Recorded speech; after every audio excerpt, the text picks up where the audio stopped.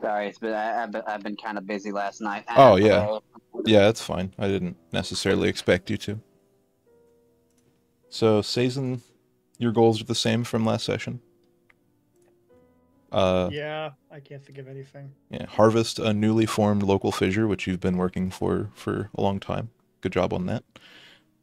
Figuring out why your eyes glowed that one time, and the time after that, and the time after that. Uh, Basically, they interacted with a character named the Fool, who we might get the chance to meet depending on how things go today. Oh, joy. And then figure out where Sybil is. Sybil is a character that was introduced in like session 2 or 3 when Thump was given the opportunity to meet with a secret person in a prison in Calm's Keep, which is a city or which is a castle in Opportunity where the court holds session. Alera won't be joining us for this or future sessions. They have work constraints and such. Thump, I'm gonna just go ahead and keep his goals, because it might happen just passively, and if that's the case, then I think I'll rule it that he gets the XP anyway. I think he leveled to 4 last time. Yeah, he made it. Yeah. So his goals are harvest a fissure, or fissures are like the blue cracks around the map are indications of the fissures, as well as this lovely cyan little line over here that I haven't updated the map yet, but that's going to be a giant series of ravines going around the profligate city. Basically, one of our characters, Sazen, made a wish to restore the Ashen Wastes, or Elysia, to its former glory, and that's the result. Of the wish, at least. So his goals are harvest a fissure and regain Screep's trust. And then Screep's goals, I have 2 for you. Like, your second goal, that's all I have currently. Oh, I never got, oops. I That's never cool. ended up getting to change them. Yeah, just update it whenever you get a chance. Mm-hmm. I'll go ahead and somewhat sort of fill you in on the world at large here.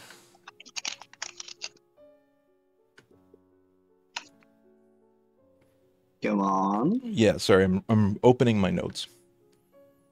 So, in this center area, called the Basin, or labeled as the Basin, it is also colloquially called the Convergence, because it's also an event that happened, where 44 people fell from the heavens.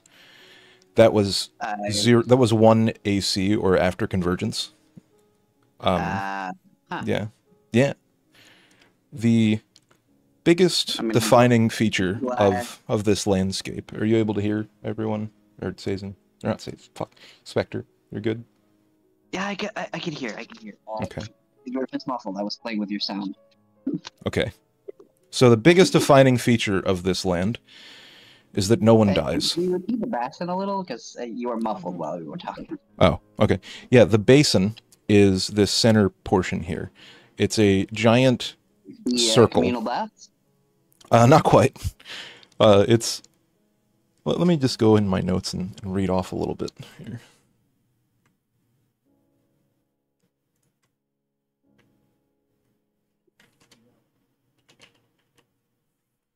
It's a large, bowl-shaped, circular-shaped coliseum, essentially. Nearly, what is that, 20 miles wide in circumference, with staircases leading down from each major landmass off of the center. It also has a bridge connecting the 4 in the middle, with the right bridge being broken off, meaning that the only way that you can get to the Ashen Wastes is through the north and the south passages, through the Red Quarter and through Oasis, the city in Elysia. The biggest defining feature of this place is something called the Juice.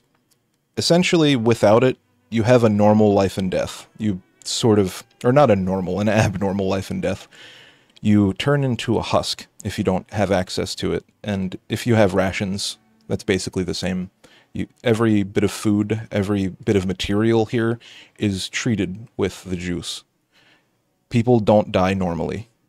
One of our players is canonically over 150 years old, but everyone currently alive that isn't one of the people before have lives that are made possible through their formless lords. Each of the 4 continents, the Glistering Highlands, Elysia, the Stygian Forest, and the Howling Plateau, each have a corresponding formless lord. Where we are, in Opportunity, is ruled by someone named Lord Damakin. They give their permission, and 2 people are allowed to make a child with the blessing of their lord, and the child lives a normal life until they're given the first amount of the juice, and then their biological process sort of stops where they start. You can stop it, and you age fairly rapidly in that time. Some people do that on purpose to have a certain appearance, or some people just don't like living, and so they turn into husks of their former self. Every time you die, there's a chance that you lose your memory, as well as if you die in a violent way, like your body's disintegrated or lost in some way, you basically respawn at random somewhere nearby based on a dice roll. Major lore stuff is, in the very beginning, the 44 fell, 11 each going to each section of the world. And inevitably, war breaks out, everyone fights each other for a long time. A more complete series of events is on the World Anvil page. I'm meaning to update some of the major setting stuff in the World Anvil. I have a whole write-up for Opportunity, finally, now that you guys have more of a whole picture. But I think that covers a lot of the major ideas, and everything else can be explained as we come to it. Alright. So drink the Fortnite slurp juice, or become a Minecraft husk. Got it. Sure. Yeah, kind of. I mean, if you're looking at it from that perspective, I guess. No worries, I understood what you said. It's just... Yeah. I'm placing it in my mind. So the major happenings from last session, where Screep had a sort of memory while they were having a daydream of what happened in a place called Kaum's Stronghold, a secret underneath area, underneath Opportunity, in a place called Lower End. They sided with a faction named the Republic of Opportunity, led by someone named Drake. They went into the bowels of this place and witnessed a sermon take place from a book called The Liturgy of the Church of the Dancers. That was a book worshipping an Ersiad and a Verona as the 2 creators of a dance made from the formless chaos. The party chose to fight Drake's entourage to get the giant elemental that was angered by the sermon to calm down. Sazin burned the book that was being read out of and threw it on the ground in front of Kaum, and eventually everyone was able to calm each other down, partially due to Screep, also known as Lithius, learning about themselves with help from Kaum and Ersiad in a past-present like memory split that was described as a, what was it? Like a time distortion, sort of. The full like write-up from last session is usually posted in the recaps channel as well as a VOD that's pretty much private.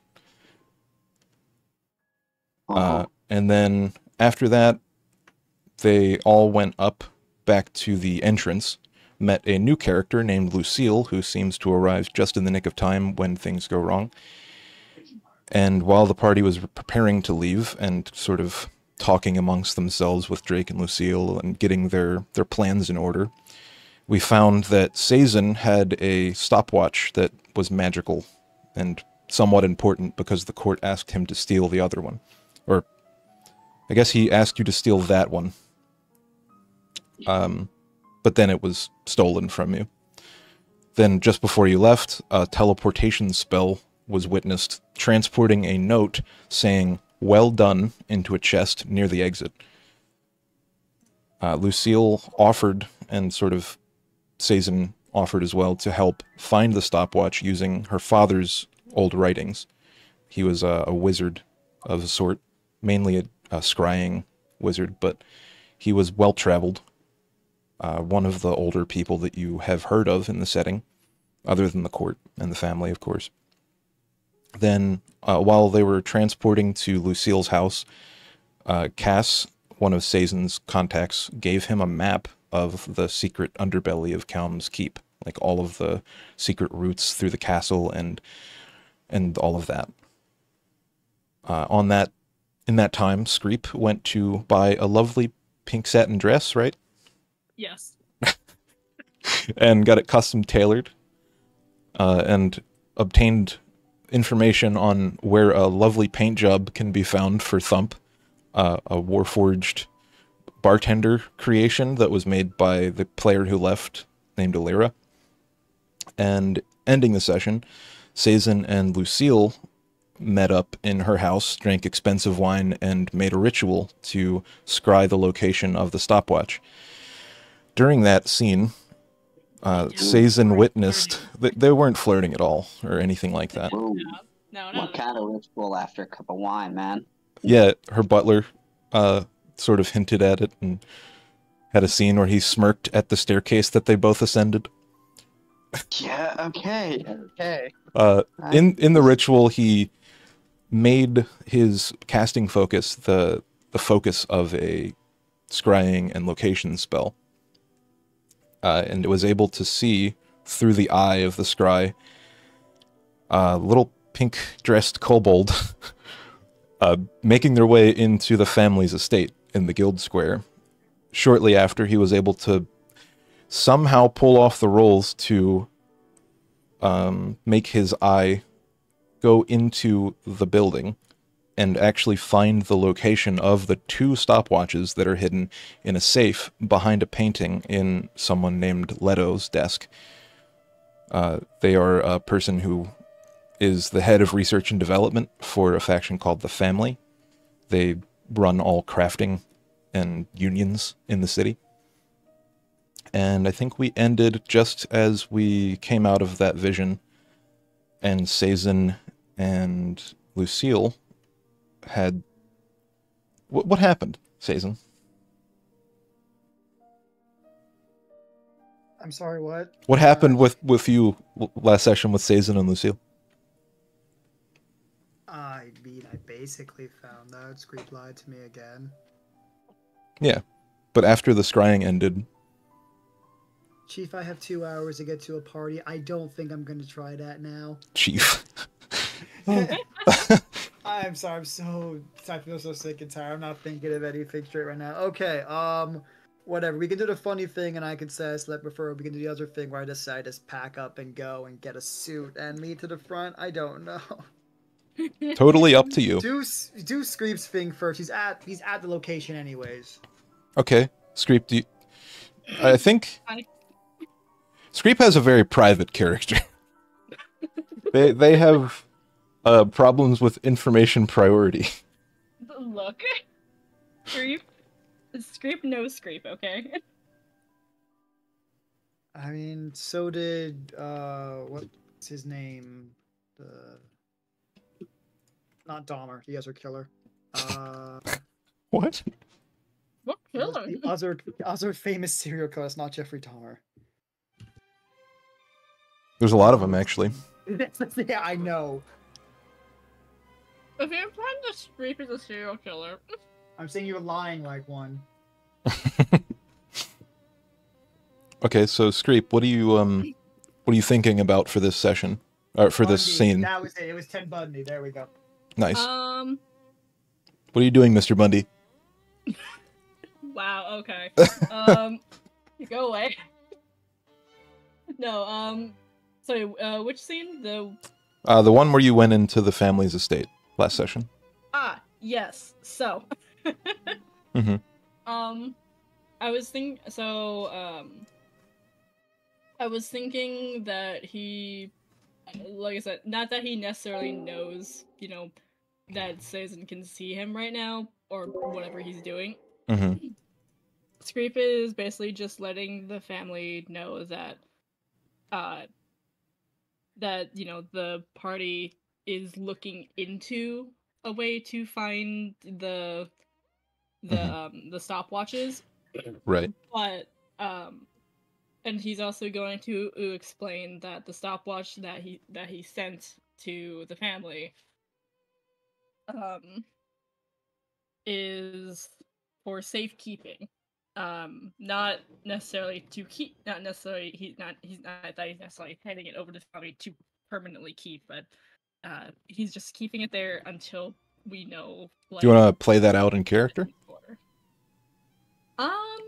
Yeah, we could. We can. Yeah, so you've opened the door to the safe house after, letting people know who you are. They probably recognize you by now. They open the little door to the safe house. On the inside, you can see like well-appointed decorations, chandeliers of candles with a slightly blue light. On the floors, there are shag carpets of various patterns, geometrical and mathematical looking, and an open bar in the corner. Skip's gonna head over to the open bar at the corner, get a drink. You're back already? Yeah. Seeing a lot of you around here. You must be moving up in the world. Maybe. Trying to do something. So what can I do you for? And wait, sorry. To make this to be clear, this is before he met with with Mavkos and. Mm-hmm. Okay. I need to speak with Mavkos or Leto. Or both. Okay, yeah, I'll go get Mav. Be right back. And he opens the bar and heads up the staircase that is on the opposite side of a doorway in the ground floor. And then eventually he comes back, goes behind the bar shortly after. A large man in a red cloak. No staff in sight this time, but he has a mask with like teeth engraved in it of a black iron color. I'm just going to play your music, I think. Okay. That's a good idea. I wasn't aware that Screep had music, but okay. No, I mean, the music from your stream. The Skyrim, Skyrim ambience. Oh yeah, okay. I like it. I forgot I was streaming. No, it's perfect. Yeah, so Mav comes down. He takes a seat at the stool next to the bar and, orders a very tall glass of something brown before looking in your direction. What are you doing currently? I think he might be like fiddling with like a coin or something. Okay. Yeah, you're sat at the bar, or you're just standing. You're okay. So you're sat at the bar waiting for your drink. Okay, and he pours Mav's first, but he then looks at you, almost recognizing again that, oh yeah, you did ask for a drink. Gets you a drink, and then Mav says, "So what? What brings you here? I'm sure it has something to do with that upstairs, right?" Well, wouldn't be wrong about that. This is a very big exercise in trust you just did.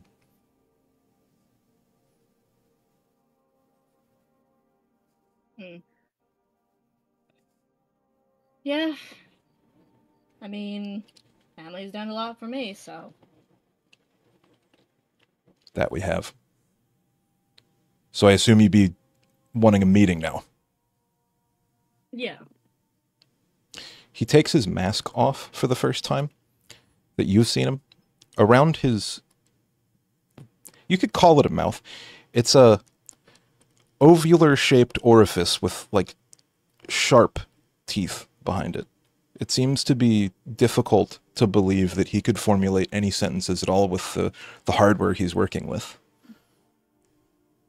He takes the drink, downs it in one gulp, and puts his mask back on. Has Creep ever seen Mavkos without a mask? Probably not directly. No. Okay. You probably have seen him, like, putting it back on, like, noticing you arriving before. Okay. Yeah, the bartender seems a little put off by it. Yeah, once Scrape has his drink, he'll,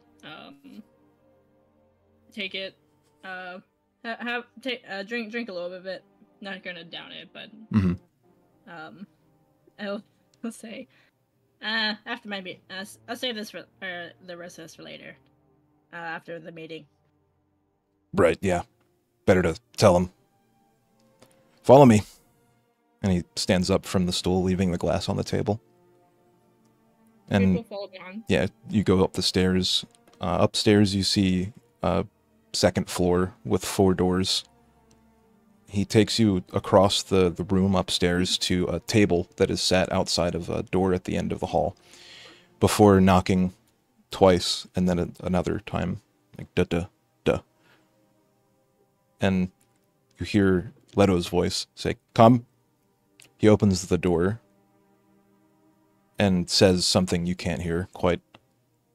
And then shortly after, he sits down, pulls out another chair, like pulls the table out from the wall and pulls another chair out, sits down, and Leto opens the door. Leto's artwork is in the art channel, if anyone, yeah, it is. It's in the art channel. Slicked back black hair with sort of prim green collar. Looks down at you, Screep. So, look who it is. Well, not my once favorite, but now becoming my favorite agent. I assume that's pretty high praise. You've done quite a bit for us. You don't know what it means to have both of those in play, if that is the case. And he sits down. He takes something out of his pocket that looks like a small little, almost like a golden cube, with one side of it painted or etched black. And he, like, rubs his thumb across it as he's talking. So, you said safekeeping. Yes. So you mean to keep it here? For now, hopefully. My group is searching for a way to try and find it. They definitely want it back, but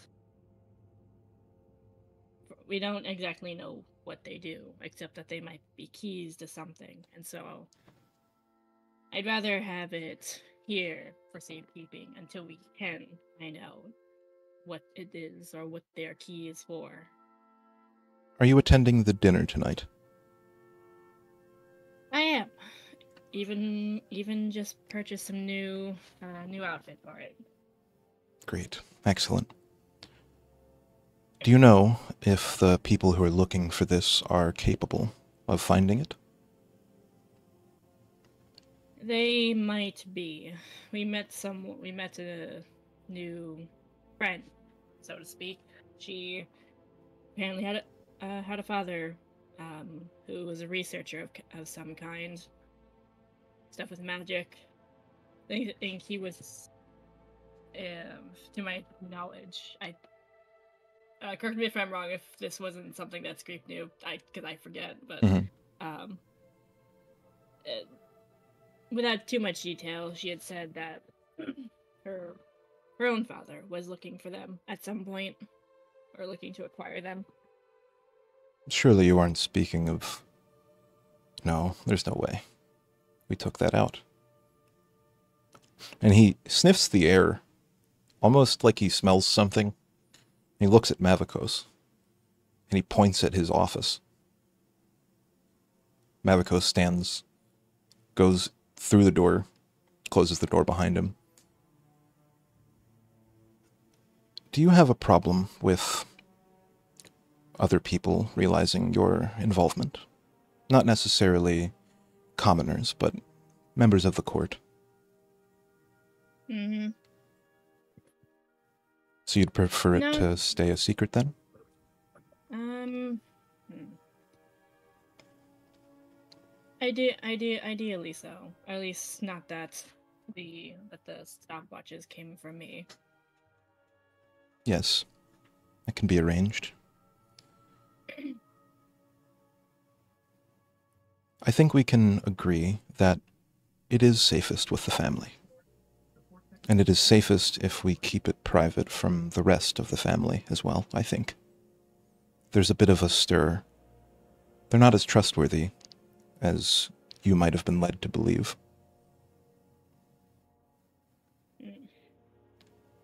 Dear Mother Diane has a funny way of showing her love and attention. She's very doting, controlling. I see. I was not entirely aware of that. It's a bit of a recent development, actually. I'm sure you have heard about the convoys we've been sending in the area. We're building safe houses and a forward operating base in the Obsidian Peak. Best to sturdy your defenses, right? Yes, actually, me and my group, we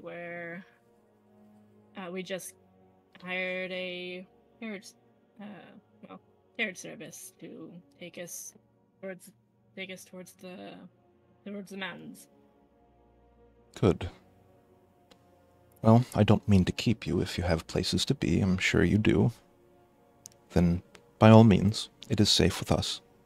You shall have it if you request it, but it is of grave importance that it remains in the family. Of course. I will keep that in mind.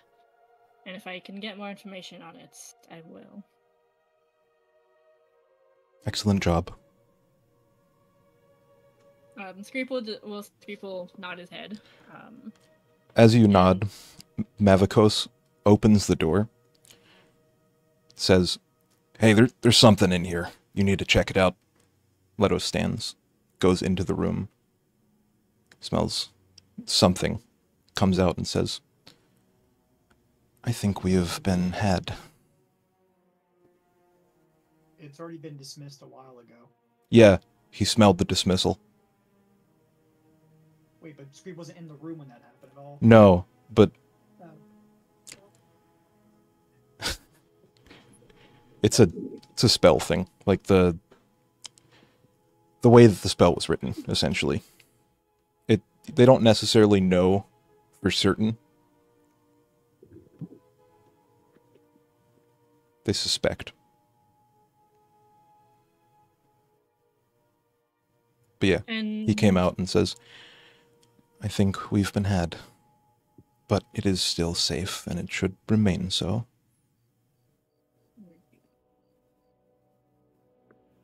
If I can, I will try to convince my group that it will remain safe there.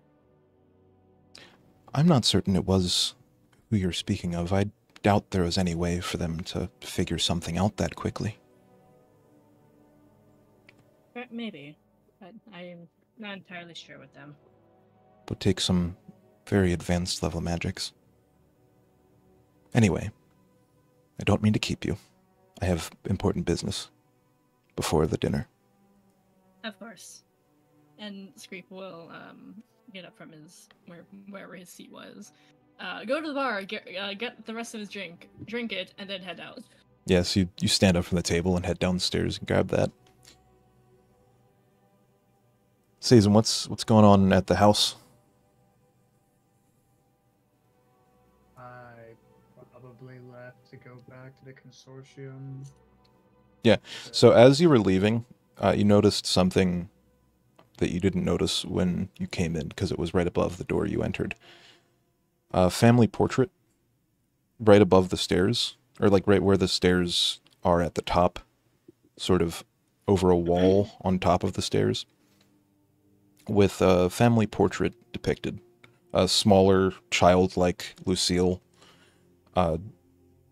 what you can only assume to be Wayne Vitten sitting in the chair in the portrait. Long grayish black hair with a golden orb in the place of his left eye. He has a emerald inset in this orb. It seems to be like shining, or the person who made the portrait depicted it gleaming in light. And sort of reminiscent of the way that Lucille looks, with the like sort of frail frame, but very tall and very noble featured, light brown hair, standing, holding Lucille's shoulder, like standing between the three. And on a pedestal near the front door, in a display case, is a golden orb that you would recognize from the picture above, with a missing gemstone. So what do you do after you leave? Wait, I recognize the orb. You probably didn't notice it at first, no? And you don't recognize it from anything you've experienced.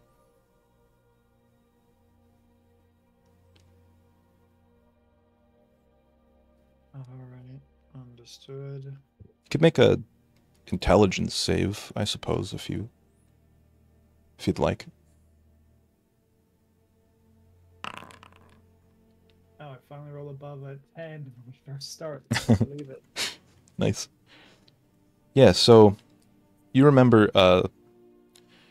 someone had told you, I think it was Drake or Lucille, that there was a locus of power at the bottom of the ramp leading to lower end, where the current plaque that states the lower end is defended by the Republic of Opportunity. The place that used to be was a large emerald-colored obelisk that was claimed to be a locus of power for everything above. It's sort of channeled to that, but now it's missing.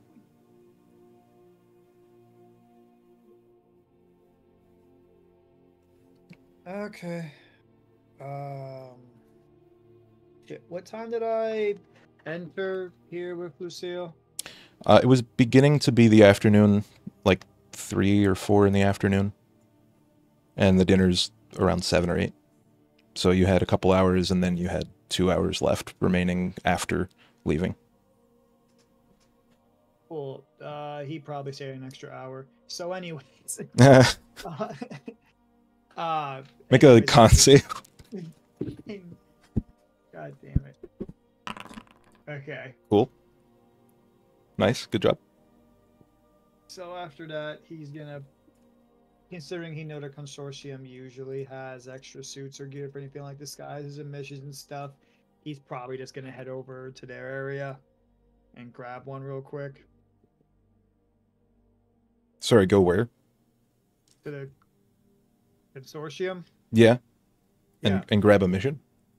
Well, no, sorry. He's gonna grab probably a suit, because they probably have sold a couple of those for people who usually go on certain events and stuff.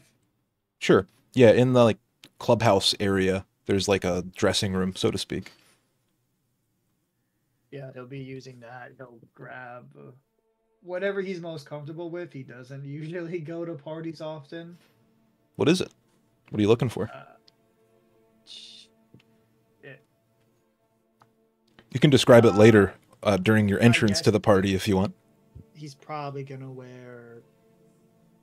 He can't really wear a cloak, so he's gonna wear, I guess, a button-up tux with maybe a tie and long and pants, making it all loose fit so he can run around easier.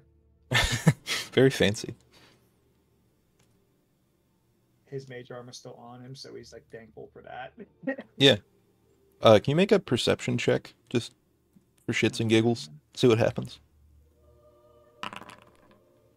Okay, what the You notice 2 people at the like bar portion of the like clubhouse in the ground floor of the consortium clubhouse building. One has like a deeply scarred head with like straggly hair, like white hair coming out, and they're drinking with like a shorter, skinnier person to their side. They're just, shooting the shit. You hear loud laughing, that kind of thing. Do I recognize either of them? You can't quite make out the skinnier one, but you recognize the scarred head one as a like a bruiser of the consortium. It's like a fixer, essentially. Oh, okay, yeah. I was just asked what type of fixer that would be, but yeah. Someone who you would send to solve violent problems.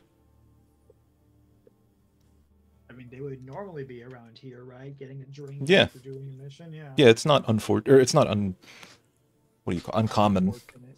Yeah, it's not unfortunate. Uncommon to see that here.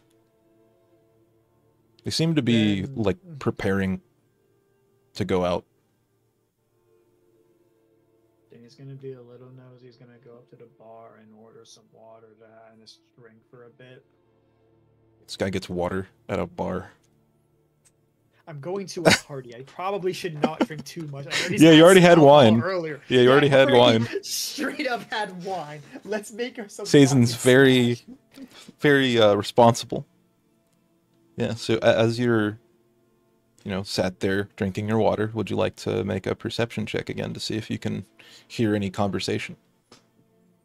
Just gonna lean back, try to listen, and immediately natural ones. Finally, there's the average I was looking for. There's the average.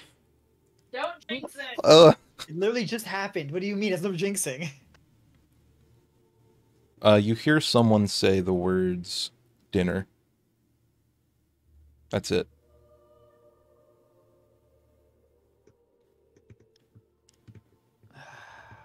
Definitely have not seen this bruiser before. Oh, I didn't see that was a natural one.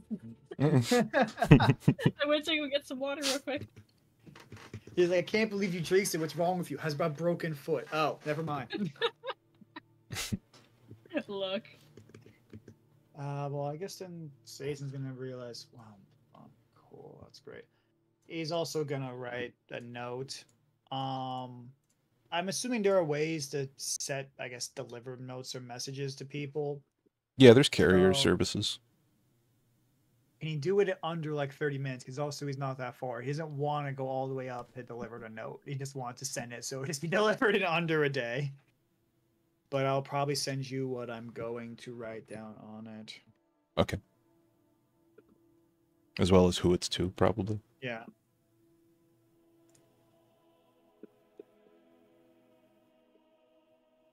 Screep, did you make any goals? Yes. I forgot to post them in the chat.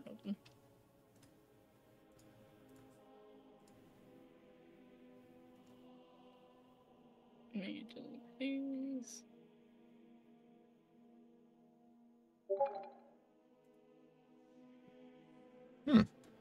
Cool.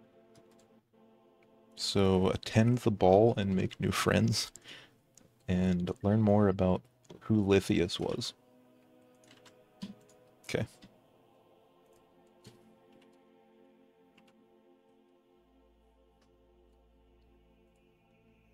Both very public goals, I might add. Yeah. I'm sure Spectre Valentine really appreciate you adding that caveat with no context about why you're saying it. Look, It's totally a public goal. it's fine. Screep isn't doing anything suspicious at all. I don't know what you mean. Very much still is. Wow. I'm going to have a Queen Phoenix Joker mode. I'm just going to shoot you in the head so you get what you deserve. Look, you can say that all you want. Yeah, screw the tragic backstory. I don't care. You're still a terrible person. Screep will live. All right. I hope not sorry. I hope Belrick felt the same thing as well. Yeah, so So yeah, they after hearing the party part, and then I believe I've sent it over to you. We have to send a letter sent out. He's probably not gonna. sure you probably give it Is to there like anything on the skinny man? Any clothes, symbols, anything I can tell on him, or no? he's fairly nondescript. He's got a shaved head. He looks like a rogue, if you'd have to guess the kind of profession that they're interested in, just based on the like equipment that he has couple of daggers strapped to a blue-colored robe. Okay. Then he's going to, if it's better to run fashionably late than to be super early, so then he's going to time it so that he comes in just like maybe 5 minutes after the party starts. Okay.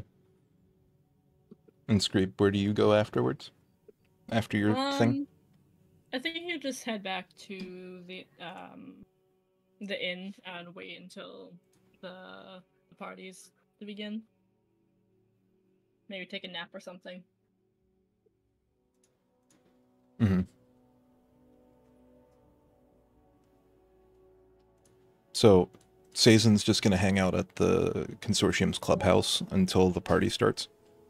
I mean, essentially, considering. And also, like, that he hopes the other two people who are speaking start, talking more. Or at least do something suspicious. I don't have invisibility yet, and casting darkness is a bit too conspicuous right now. Yeah, at a certain point, the skinny one notices you and sort of like moves down the bar towards you at one point. Oh, I forgot I didn't have a long rest. DM, can we imply that I slept?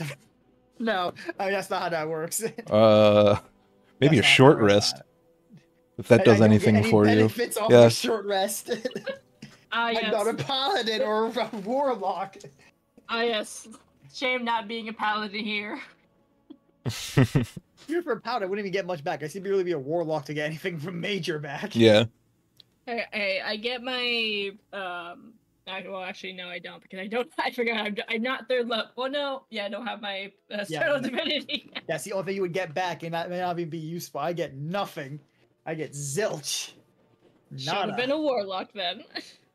So the skinnier rogue-like person approaches you at the bar, like, slides down a couple of seats to get within earshot of you and says, "What are you doing in these parts? Just come back from a mission?" That's a better question. Technically, I'm about to be going on one. But I figured I'd get a little bit of time here before I fully... He drinks the rest of his water. Leave for probably a good while. Yeah, we're getting ready to head out too. Got a big one. Can't tell you much. Just know it's in the city. Loud or quiet? Probably pretty loud, if I had to guess. Ain't that right, Clay? That's right. He's just drinking profusely. Mug after mug of ale just sat in front of him. That leads to a different question I want to ask. How many people are in here right now? There's like probably just under a dozen, so like 10 people. Cool. Just in various seats. One in a like lounge chair smoking a cigar and reading. Hold on. My second question. Just you two, or am I splitting half the bar to show up there? Show up where? Didn't tell you where. You said it was going to be loud and in the city. Oh. I think I'll know about it once I hear a bunch of screaming, probably, or a bomb. Nothing that loud. Hopefully. Never say never. Then I hopefully won't know where it is. They nod. I know you. He looks over at the shorter one. I definitely haven't seen you before. Yeah, he narrows his eyes sort of suspiciously. How you know about me? Somewhat new in town, actually. It's unlikely you ever seen me before. I've seen your type before, is what I'm saying. Seen your type, too. Fair. Nothing wrong with that. We're all friends here, right? Of course. That's what I'm more curious about. I point to the longer one. The longer one. I am technically correct. Yeah. Yeah, he's about 6'5", 300, 350 pounds. Oh, is he just a UFC fighter or something? Well, he's like a more bulky UFC fighter, yeah. With like, so he has like scars, like deep gashes all across his head. They look almost ritualistic, in like a diamond-shaped pattern with a couple of circles on the outsides, and that breaks up his hair a lot. So it's like very straggly, short white hair. A scar like going right over his eye and across his face. I've seen the smaller types. Haven't seen yours before. Just curious is all. Yeah, we're in from the Ashen Wastes, actually. Worked right up there after whatever the hell that was. Trying to stay out of it. Figured better come back to home base, you know what I mean? Work tried? I figured expand considering the amount of extra. What was it down there again? It was. He's trying to. Satan's trying to imply he doesn't fully know. Yeah, there was like a cataclysmic event. Ravines opened up all around the profligate city. Yeah, yes, that was it. Pretty jaw-dropping, actually. Almost pretty. Figured the consortium would have had people down there to go ahead and monitor and watch it. I didn't think jobs would dry up. Not dry up, per se. We're trying to play it safe. We know a little too much to forget. Fair. Hold up, how many days has it been since I did that? At least 3. Probably. Okay. It's like... Hold on a sec. To be fair, it depends on where they were, but I'm more questioning how Yeah, fast they got there. it's probably been at least 4 days because it took... Or no, 5 days because it took Alara and Thump... Or not Alara, Screep and Thump 4 days to resurrect after dying in the fight there. During the Colosseum bout from a couple of sessions ago. So definitely, there are no airships, correct? Not that you know of. Okay, yes, so definitely by horse or carriage. Likely, yes. Yeah. You just want to see how fast they got here and everything else, yeah. Yeah, it'd be pretty fast paced for a horse. Like 20, 25 miles a day is like Yeah. a little extended riding time and like shorter rests and stuff. You were pushing yourselves to get here then. Well, yeah, kinda. Didn't want to miss the big event. They actually mailed us, you know, gave us orders while we were there, making sure we got back in time.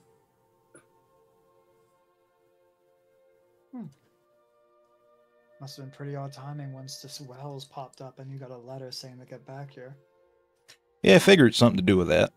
I try not to ask too many questions myself. Clay's the same way, right, Clay? Yeah, that's right. I'm the opposite problem, unfortunately. I probably should shut up before I ask you too many. Yeah, I was starting to wonder. It was just curiosity, considering everything. That explains why I don't know you all too well. Hopefully I know you all on a mission and not whatever you're doing out there in a second. He squints his eyes. Yeah, I don't... You look familiar, but I don't know where from. You, well, who's your contact here? Is Edrin liked or disliked here? Largely he's generally liked by the people that work with him. Some people consider him to be a traditionalist in the way that he does business. So a lot of the new business, like newer agents and like newer higher up leadership, question his ways because he's like old values versus new values. Yeah. Edrin? You? Yeah, I like Edrin. He's a pretty nice guy. You can make a persuasion check for that. Yeah, I was hoping he would just kind of say it in response. Where are you? Okay. What the? Gonna save it for something The better. duality. Here we go again. Wow. Okay. One second. I was gonna say to check that hard either.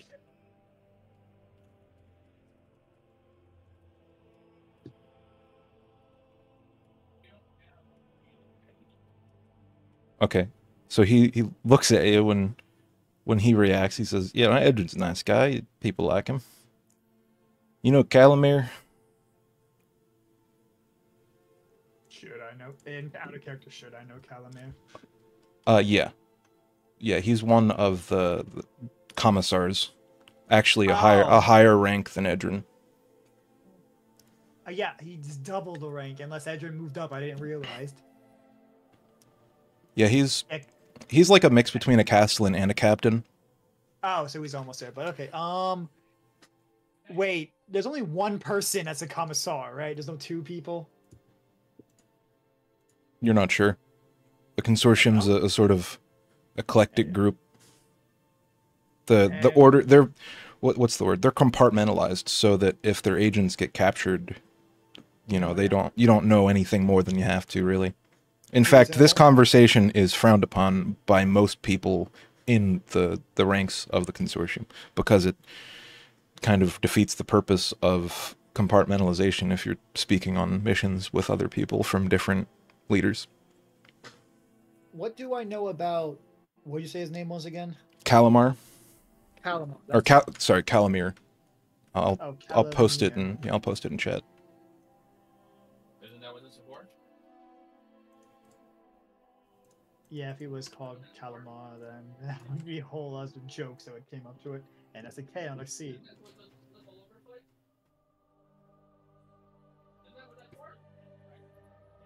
Now, you already met Clay. Figure it's probably alright to introduce myself. Who are you? If he gives his actual name, he's gonna... And he sees your hesitation, extends his hand, and says, "Name's Peter. Nice to meet you." Why'd you have to be nice? Dazen, he sticked his hand out. No reason to lie at this point. Yeah, he shakes it firmly. A little stronger than you would have expected for someone his stature. Now, we should probably be going, actually, Clay. Enjoy the mission. Yeah, hope you enjoy your rest. Looks like you earned it. You look a little tired. He's gonna give a small sigh and look down to the left and go, many other things, yeah. Yeah, and the two order one for the road and leave. So, Calamar, what would I know about him? So Calamir is one of the premier castellans for the consortium. You don't know many, but you know there's at least two. You probably have heard from him in relation to the work happening in the Ashen Wastes and the Stygian Forest. He's like a border guard, essentially.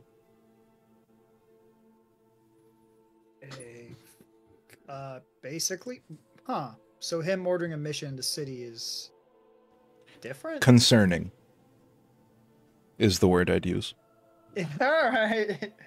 Let me go write that down once I figured out where I put the constituent notes. So he's a commissar who usually works on the border, sent people on mission in city. Cool. I'm gonna keep that really short so I don't sub something. Great. And in character, he's probably gonna realize if they said party, that's gonna be fantastic. And he's gonna think about how he's gonna handle staying on the outside edges of the party. Yeah. But he's probably about to be late, so he's gonna take one last water. Actually, he's gonna ask for I do have. Oh yeah, cool. I have sending stones. Don't I have a water skin? So, I think you gave the other sending stone to Screep, didn't you? Yeah, I did. was making sure where it was in my inventory. But he's gonna basically get up, dust himself off, and walk over to the party. Okay. So, Screep, you headed back to take a nap, yes? Mm-hmm. So, as is usually the case, your dreams are not uneventful. The second your head hits the pillow after a long and stressful day for a Screep, dreams befall you yet again.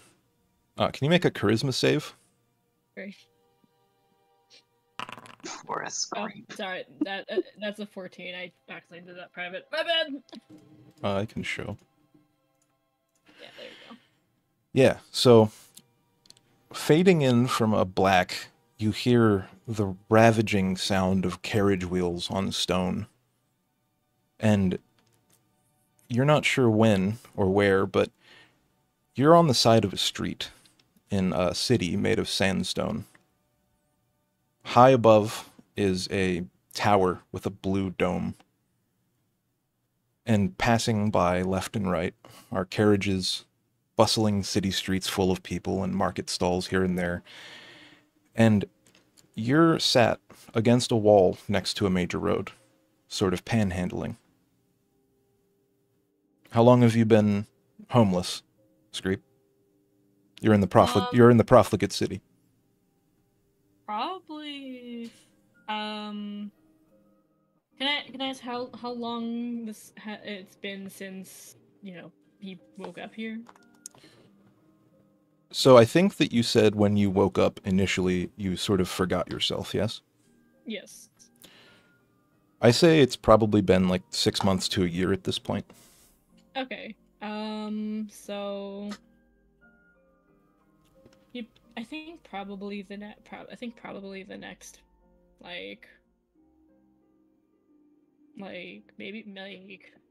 maybe 4 years after that. He's been just kind of going around trying to get by and survive. Yeah, so the streets have been tough. You are fighting for your life because recently the population in the profligate city has been sort of bashed or expounded upon greatly by an event that happened in the south. Sort of a mass exodus event in a place called Eastwatch. A volcano eruption caused a large percentage of the city to be forever destroyed, creating a sort of lava lake temporarily around the eastern gates, almost blocking your path. And the only way you were able to figure out this is just by hearing rumors from the people that you've been meeting and talking to that are also homeless and are refugees, for a sense. As you're resting on the streets, past couple of days, you've noticed this figure going around to the various different panhandlers and thieves and rogue characters. And he's dressed in a red robe. He's a little taller, and he's wearing a scary-looking mask with engraved teeth. He has a large bronze and gold-colored staff with a lamppost at the top that is lit constantly by a whitish-yellow flame. And it's just beginning to become sunset when he's making his way down the street. And he's stopping at every single person, and he's talking to them for a little while, and it takes him a while to get to you. It's almost nighttime, but the lamplight illuminates the sandstone streets. And eventually you see the two nearest homeless people, you witness their conversation, and the conversation ends with one of them standing up and walking off with a purpose. And then the second one, he drops a coin into. And then he comes to you. He'll probably look up at him, looking pretty frail, I would say. He's very Screep. He's not looking well. It probably looks like he's probably looks twice his age. I mean, quite literally now, out of context. But on top of that, I think he probably also just looks really sick, I think. Yeah.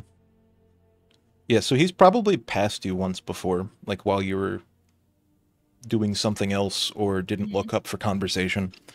But this time he looks down at you and says, "You've been here for quite a while. Are you all right?" For 4 years. Really? So you're not from Eastwatch then?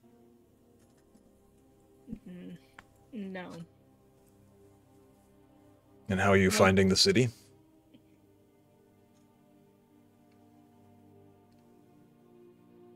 Tough. No, for lack of a better word.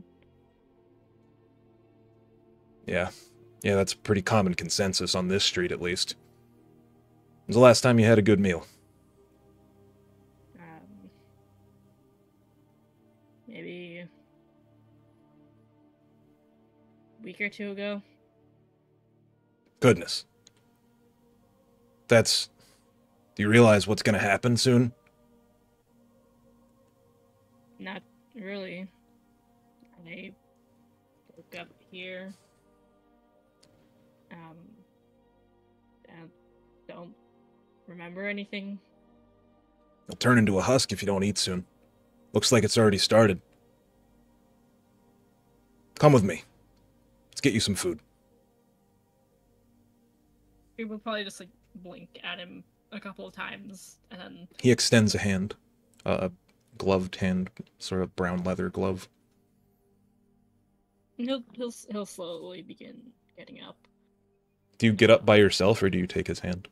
He definitely takes his hand. Okay. Scrape, Yeah. Scrape is, if you can imagine like a hunched over old man, Scrape literally looks very hunched over, like far more than he is currently or in current time. Like he just does not look well at all. So he starts walking towards the center of the city, like the place where the noble houses are, and the better of the taverns, the more expensive.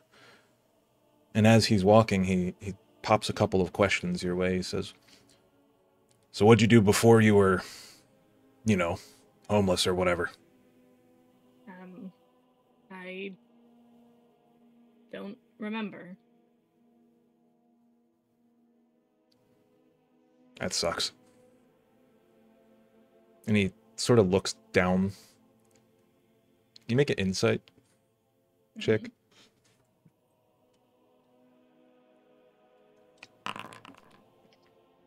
Yeah, so he seems sad about something, and then continues the conversation. Mm-hmm. What are you good at?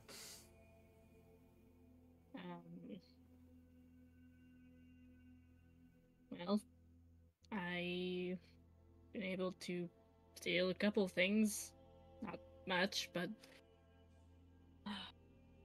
Place has been pretty rough since the fall. Since Elysia.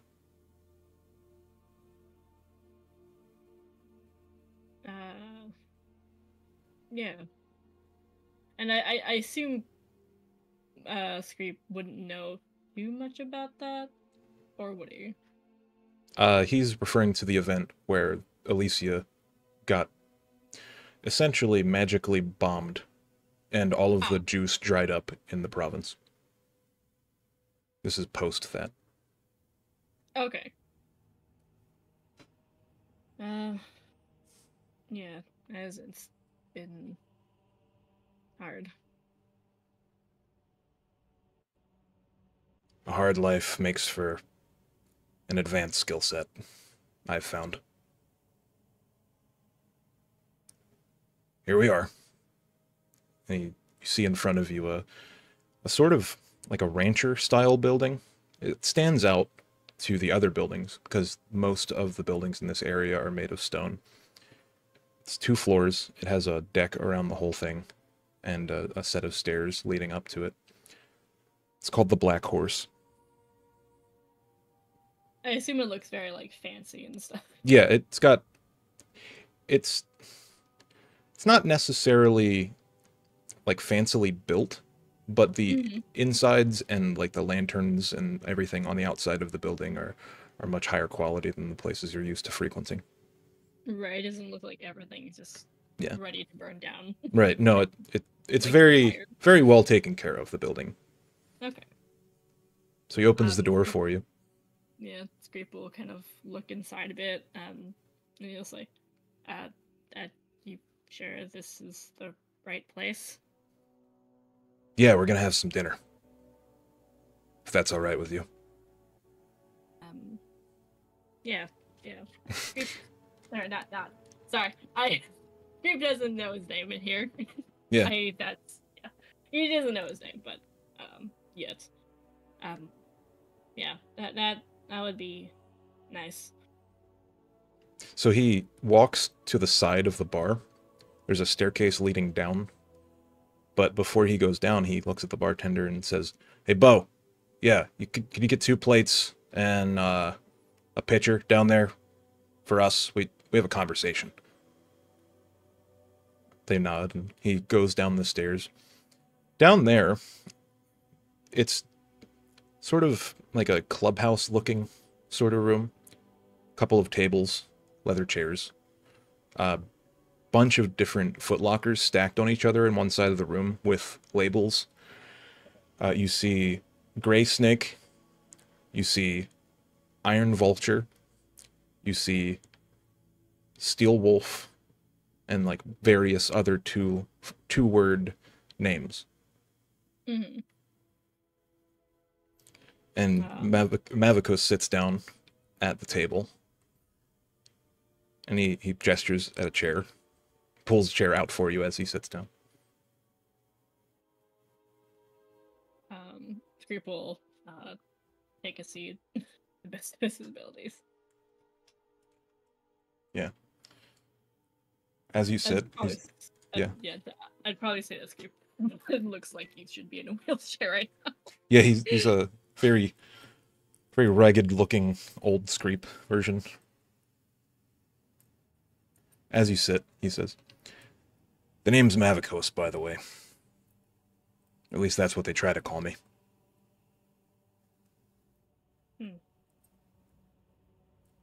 And you are?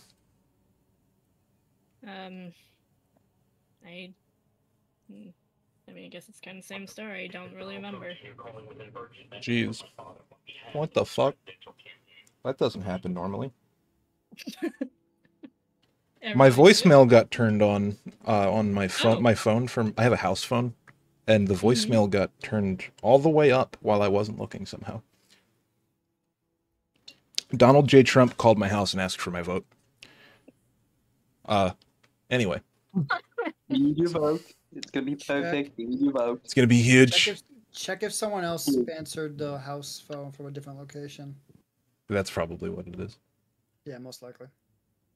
So as he's sitting, he says, "What's your name?" And you say, "Scrape." But he said he didn't remember. He didn't remember his name. Yeah. How did Scrape get his name, if you don't mind me asking out of character? I want to say that Scrape's name came more out of so I think one day he stole something from some noble maybe, or someone who is more well off after this point. Mm-hmm. And I think he used the name Scrape as sort of like a derogatory term. Cool. But I think Scrape just took a liking to it regardless, because he didn't know what it meant. He didn't know what it would mean. But so that was not yet. You don't even know your name yet, yeah? No, he doesn't. So he's drug you in off the street, and yeah, he says, "What? You seem to be hesitating. Don't you trust me?"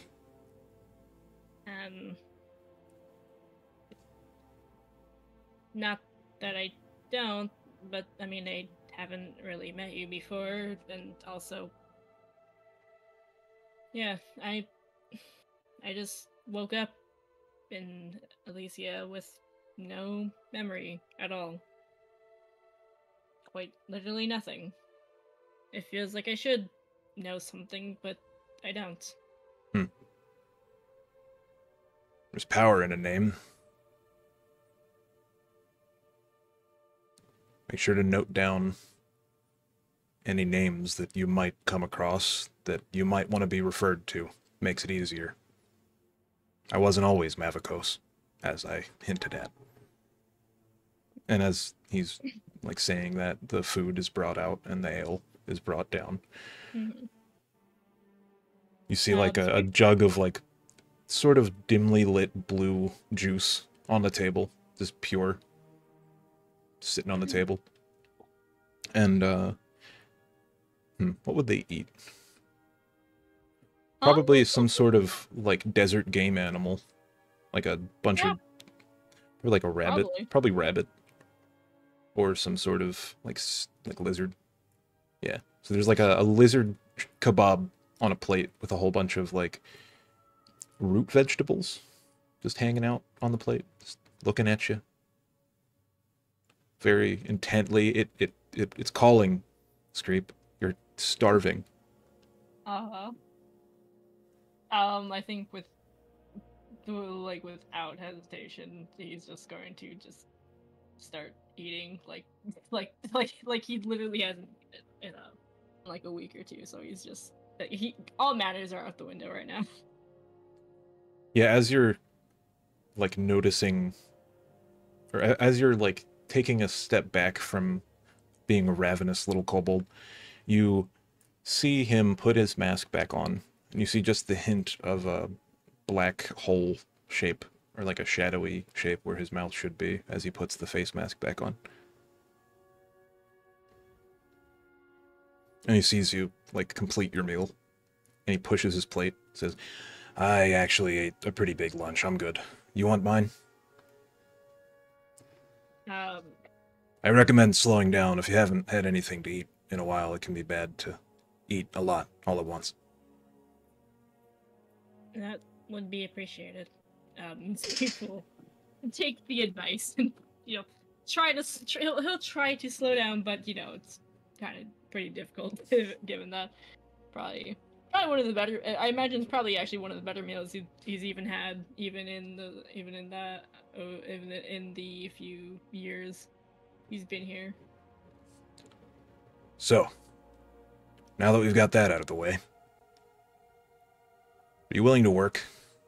Not for this. This is on the house, but in the future.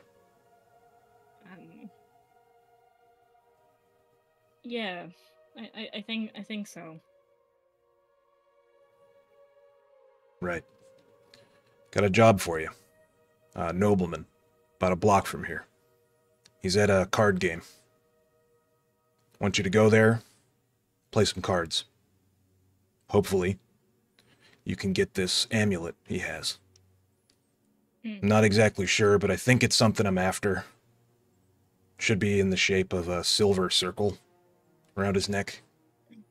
It's engraved with something, I'm not exactly sure. But my boss is looking for it. I see. Yeah, I think I can grab something like that. If you grab that for us, probably fine to hang out here for as long as you need. You seem to need it.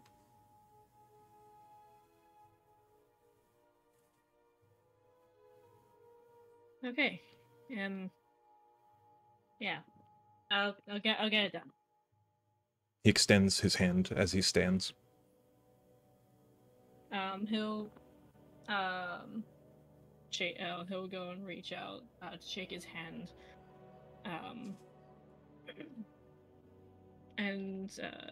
Yeah. Right. Meet back here when you're done.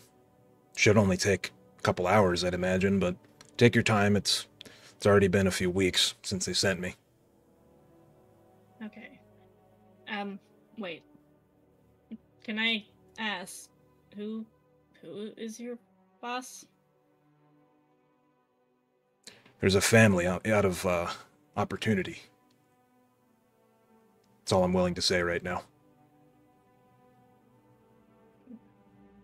Screep looks like he's about to open his mouth, but he doesn't really say much and just nods.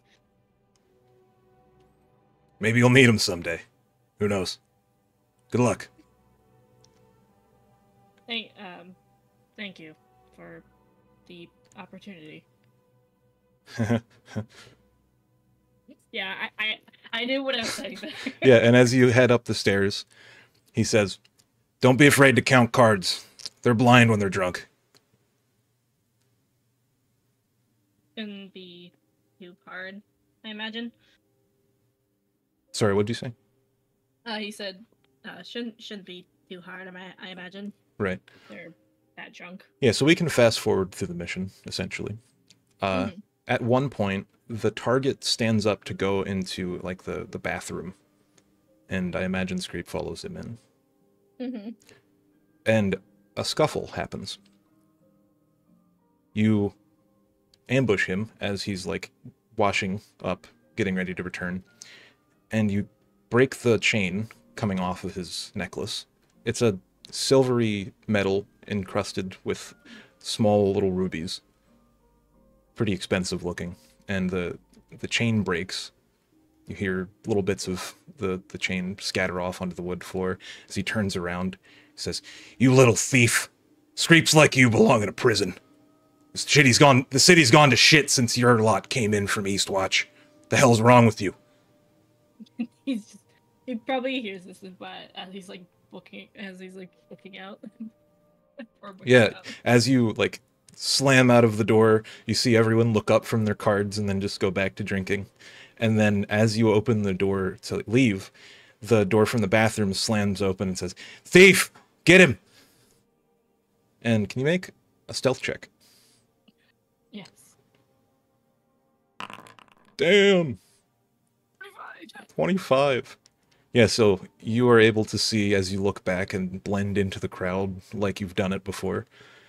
A group of angry card players rush out onto the porch outside of the little nobleman's house and look for you before turning around and going back inside, shaking their head. You make it back to the tavern at the center. And then as you see Mavakos's face, you feel a prodding, like a large log or something poking into your side. And it forces you to wake up, and Thump is poking you. And, yeah. It's almost time for dinner. Oh, is it? Okay. Thanks, Thump. Yeah, you look like you were having a bad dream or something. Bad dream is one way of putting it. Just reliving old times. He nods. If you passed an insight check, he would probably reveal that he's also had dreams, like troubling dreams recently. Great. So then the party heads to the dinner. Screep wearing his fancy new pink satin dress to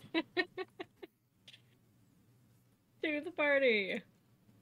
Yeah, so you go up the stairs, and the time that they gave you is probably not the time that everyone else has, because there's no large crowd gathered outside of the stairs. Do you wait, or do you go in right away? Is this to all of us, or just... Both Alera, Screep, or all three, Alera, Screep, and Thump are there first. Okay. Yeah, I think Screep would go in. Yeah, so you open the doors and... God damn it.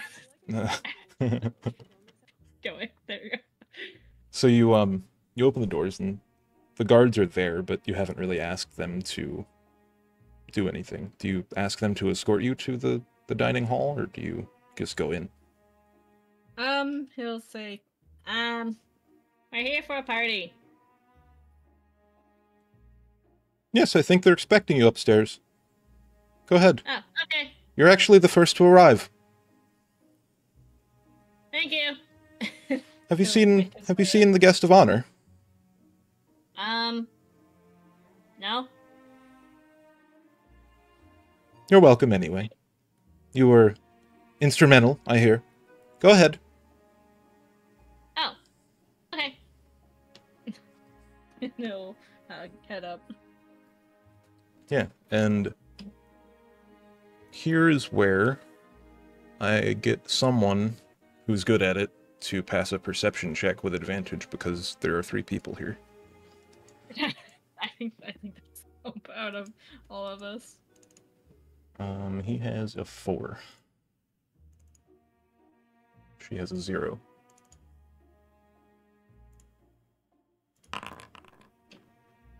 Okay, so by extension, the party hears this because Thump stops a little short of the door. And on the other side, you hear through the doors, the tall wood doors, "I don't care what you think, Diane. We need to go. This could mean anything." Don't worry too much. What's the worst that could happen? This is exactly why you're doing such a horrid job as head of research. Too afraid to take risks. What's the worst that could possibly happen?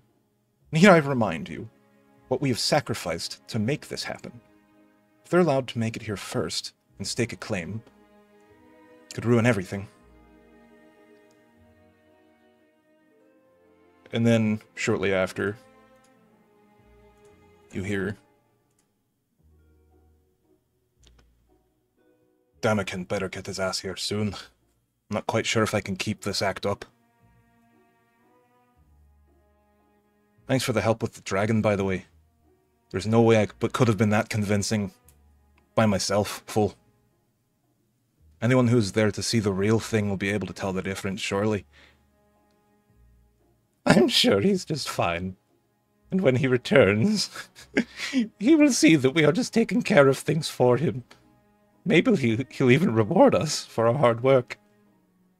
Really, is that what you think? And then, I think that's probably when the conversation dies down and they go in. And you see, as she finishes her sentence, she, like, gestures around the room. And then sees you. It says, "Hello." "Oh! Welcome! How are you? Have a seat anywhere you like." People take a seat somewhere. Ooh, fancy.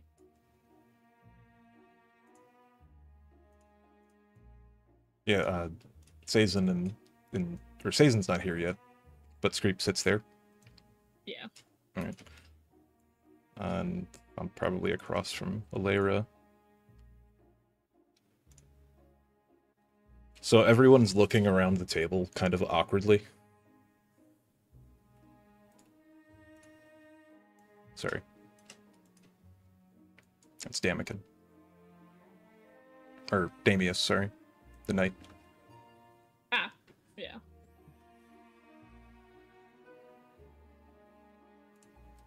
So yeah, everyone's just looking across the table, being kind of quiet.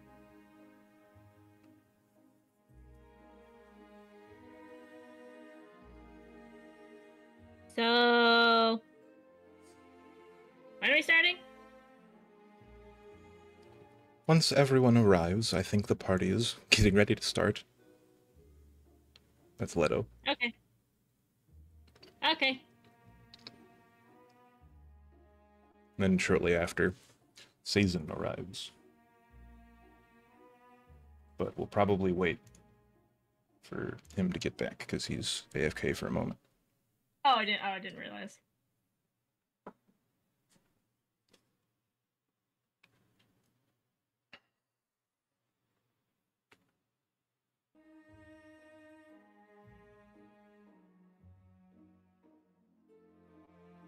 We finally got Scrape's secret, super duper secret backstory. Yeah. Wow, so secret. Marvelous. Yeah, the humble beginnings. Look, Screep had to start somewhere, and it wasn't in a good place. Yeah. Started from the bottom, now we here. So now we hear indeed We're dining with the Court of Opportunity in their private dining hall. Because we're that special. Yeah, so eventually crowds of people start to fill the table surrounding a couple of like noblemen and a table reserved strictly for like the peasantry off in the corner over here.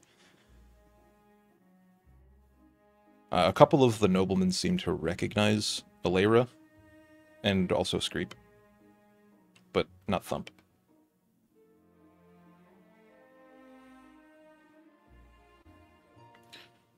So how have you been finding the city in your time here?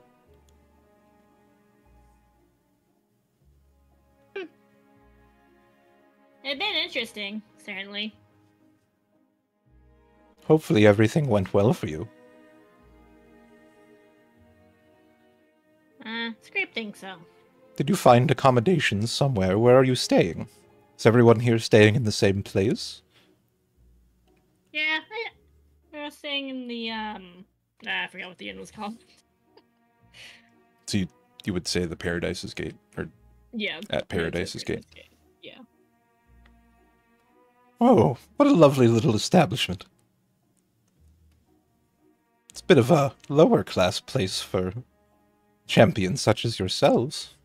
I would have expected something else, but that is not uncommon, I'm finding.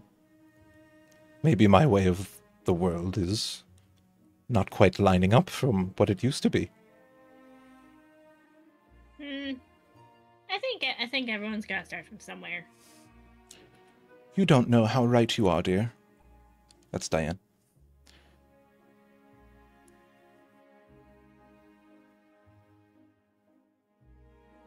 And then, as she finishes that sentence, she, like, side-eyes like the two other people that aren't the court or the family. It's a bit much. I'm the only one here right now. Not the whole family. We're missing one. Maybe he's too sick to show up, who knows? Daddy Dearest. Yeah, so the members of the family are given honorary titles. The what was it? Oops. Should have this ready. They have the father, the mother, the daughter, and the son. The mother is Diane. The son is Leto. And actually, you're missing two members of the family because the daughter, Iris, is missing, and so is the father, Janus.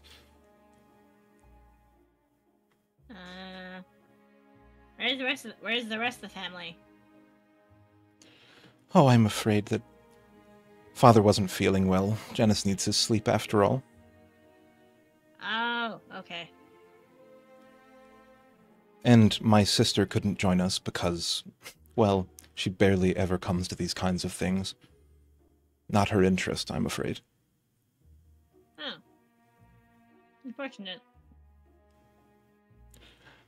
Like daughter, like mother.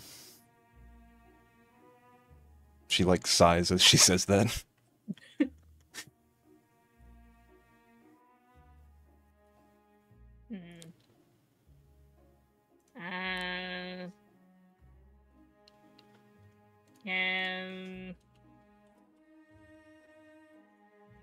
Are there any instruments?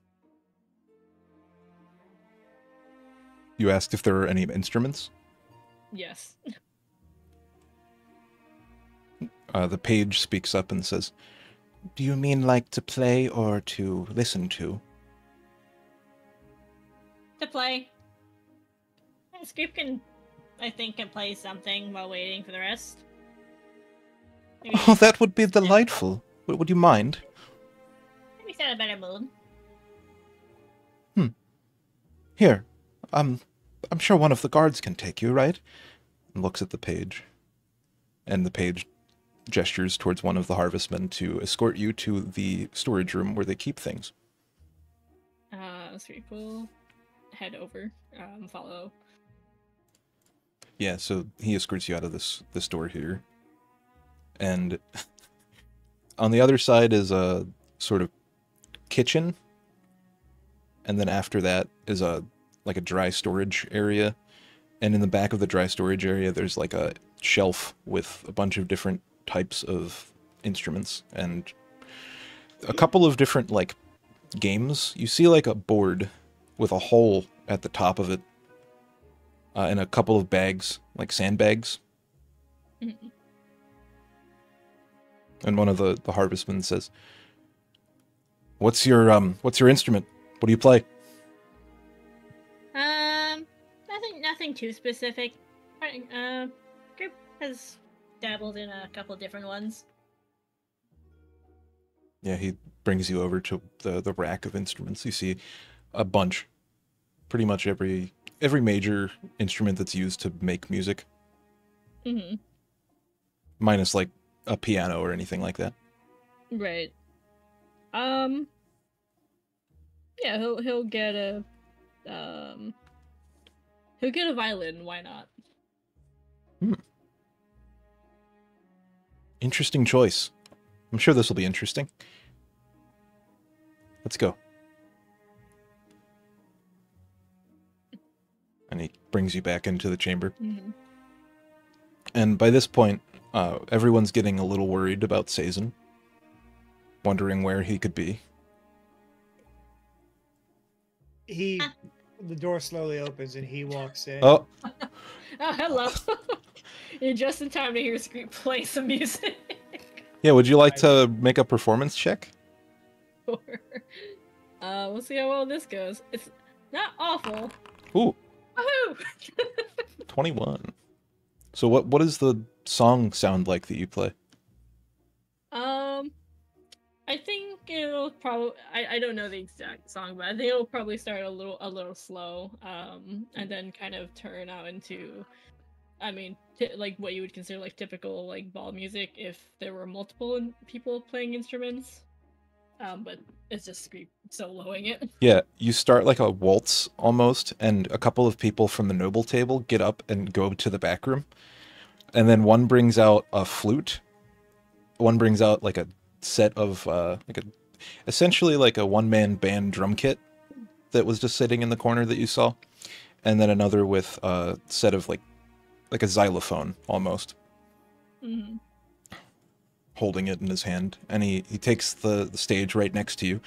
And Sazin, you hear lovely music coming up from the stairs, or the stairs that you would go up to, like the spiral staircase leading up to the Great Hall, before making your entrance. If everyone is distracted and busy, could he just essentially like casually sneak over to his chair and sit down? Yeah, you It's a bit could. too obvious. I mean, make a stealth check, because you might be able to. Nice Casual stealth. passive stealth, but yeah, I probably should go an active one. Passive stealth.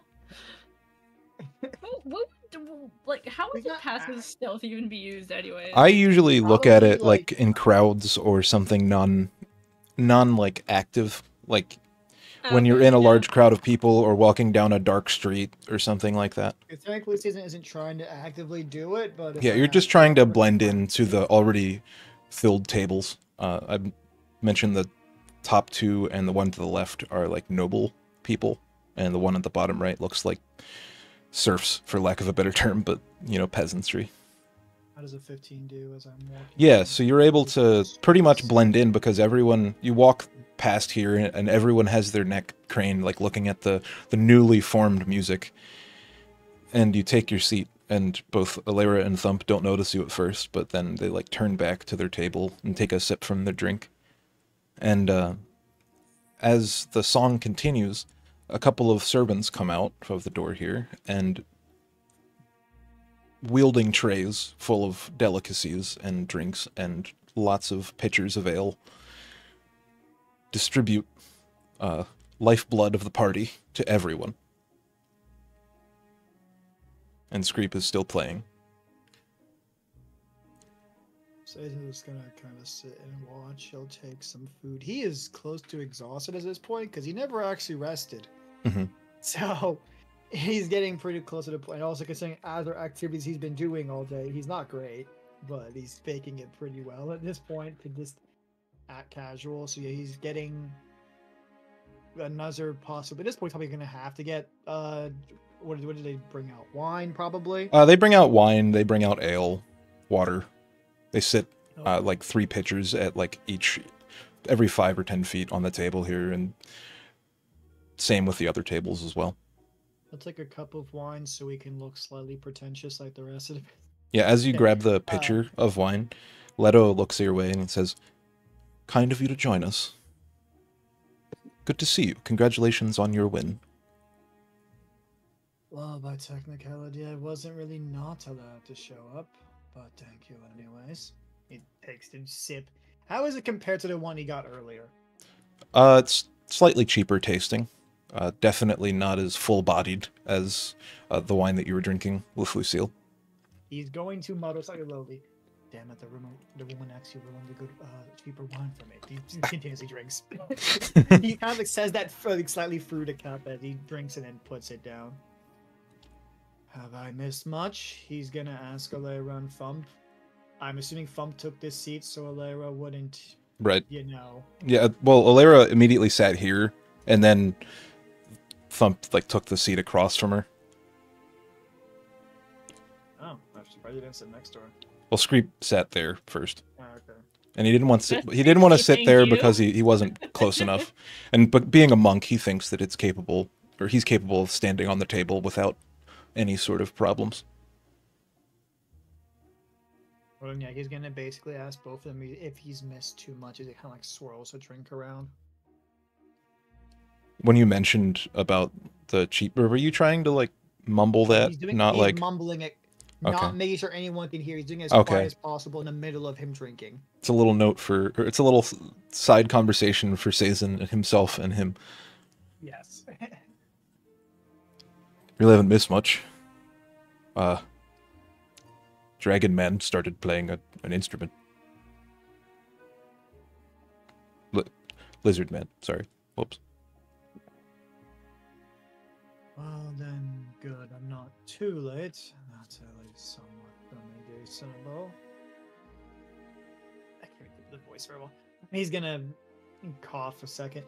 Well then, besides that, I guess I will just relax for a bit.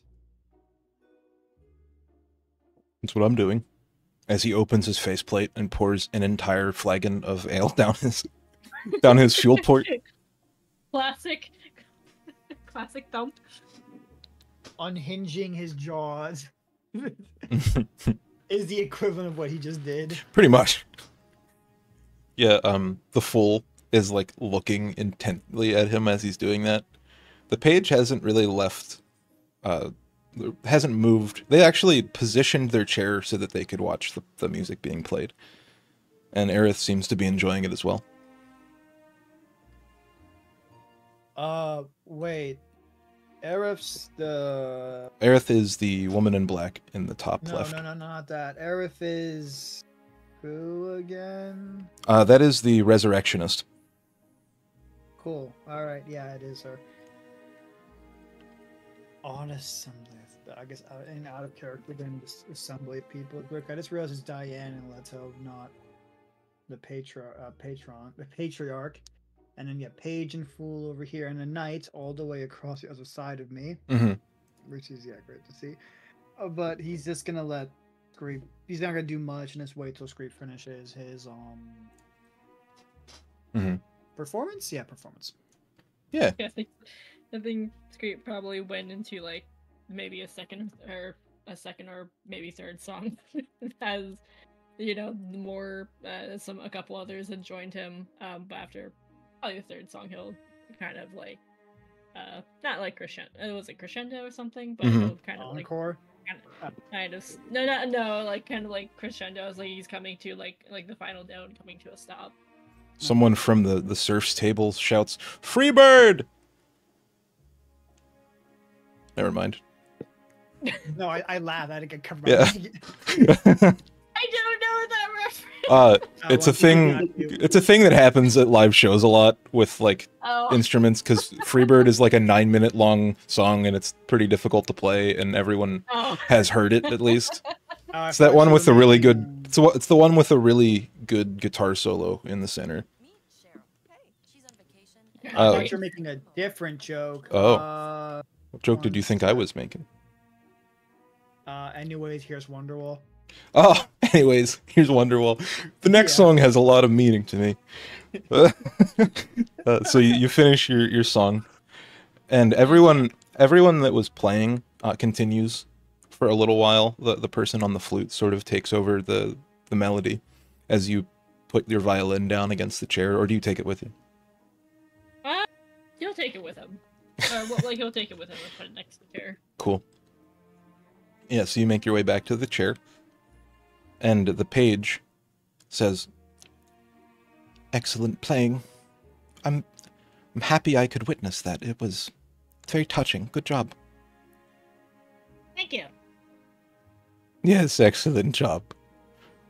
We should hire you for events like this. You play very well. Anyway, I think I should probably commence the festivities. And he pushes his chair out. He raises a gold-rimmed wine glass and a knife and taps it against the rim. "Excuse me, thank you, thank you. Thank everyone for coming here today.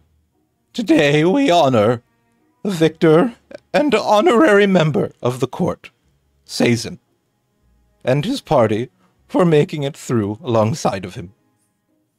A victory well earned and hard fought. I'm sure great things will follow.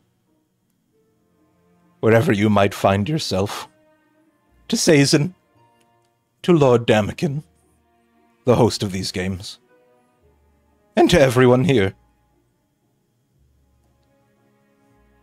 And everyone toasts. Here, you know. And Ken is definitely not here, correct?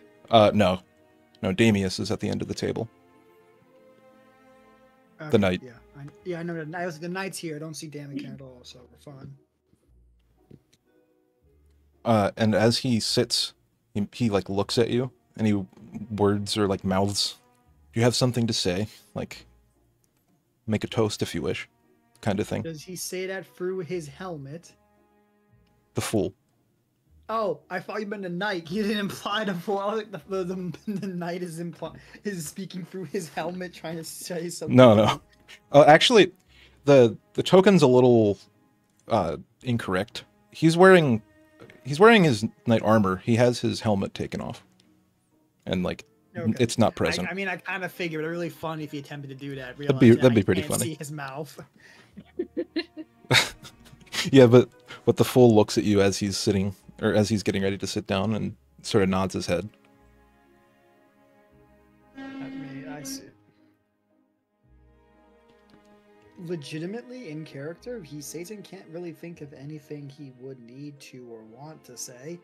Yeah. Man, he's really going against his whole purpose of what he was sent here to do, but he's essentially going to go, "I don't have any better words. The festivities cannot just show off for me. Instead, I do not have any better words that these festivities could bring. So let them continue."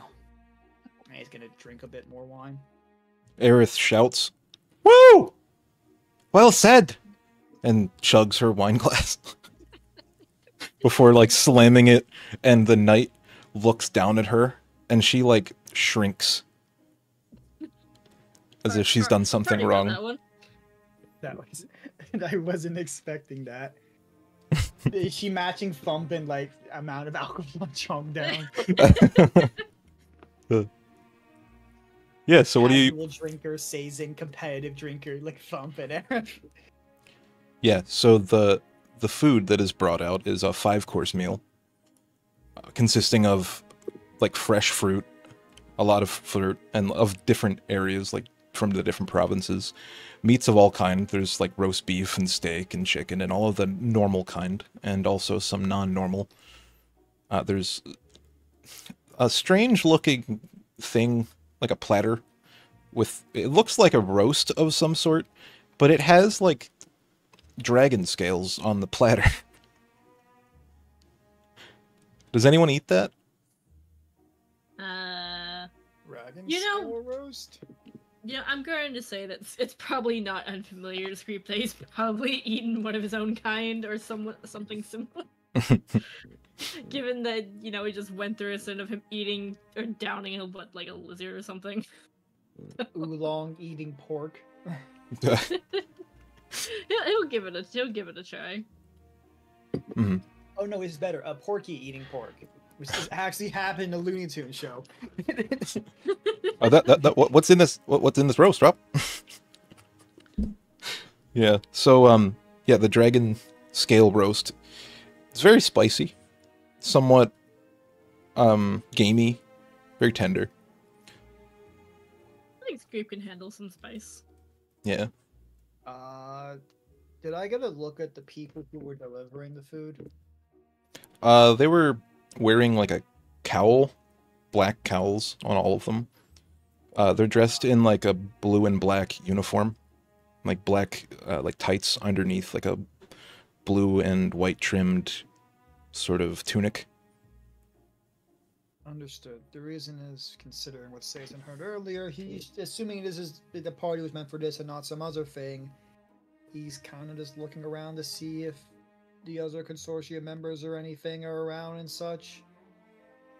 Just Yeah. casually looking, but I'm assuming he hasn't seen anything yet, so You don't he's see going anyone to- obvious, no. yeah. I sort of got the food's poisoned. He's going to take some food and start eating. He is technically famished. He still is hungry. Cool. Yeah, Thump does not eat food. Alera probably picks at her food, but doesn't eat much. Probably very nervous to be here. Very much so. Does anyone like try to strike up conversation with the court or the family during the meal? Yeah. He'll just kind of like put up like the general question, like, so what's been happening lately? Just the general to the table? Yeah. But he'll kind of give like a subtle look towards you know, the members of, you know, the family. Mm-hmm. Yeah, so Aerith goes to speak. She says, well, there's a lot happening. And then she looks as Damius has his gauntleted hand, like, pushing towards her closer so that she notices.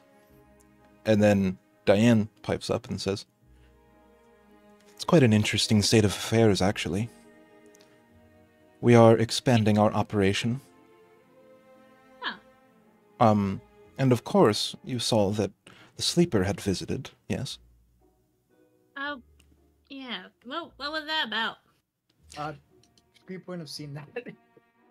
Oh yeah. What? Didn't. Probably heard of it. Oh, no, you were opt Yeah. out, but you would have heard of it. Only Alebra and Sazin were awake when that Yeah, no, happened.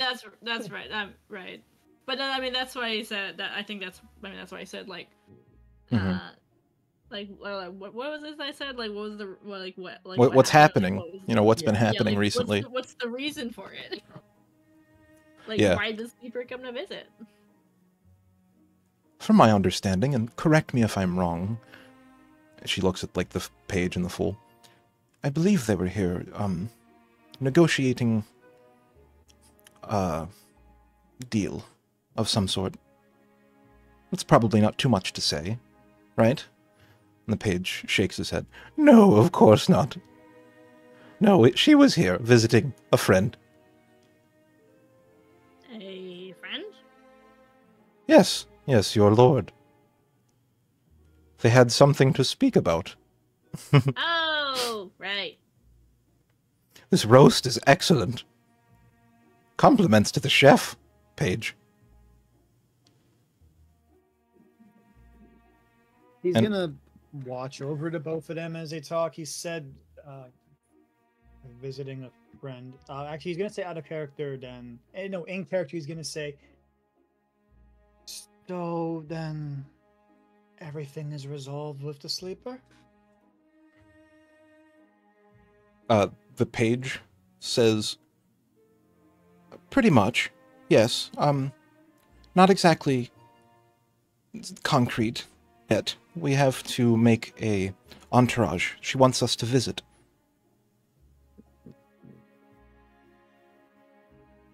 And any plans when that's happening? Diane says, she seems a little stirred up after the wish. Understandably, but it is not the fool's fault, is it? Just looks to Sazen. Days I almost guess so. drinking. It's no one's fault. He got what he was owed. Everyone gets a wish, right, fool? The fool nods. Who's to say what you can wish for and what you can't? You won that fair and square. Question. Who are you asking this to? I guess to the fool, or whoever may have an answer. Mm-hmm. To us. So, how the whole tournament and granting of a wish thing come to be? You mean what started the tradition? Yeah. That's better when you put it.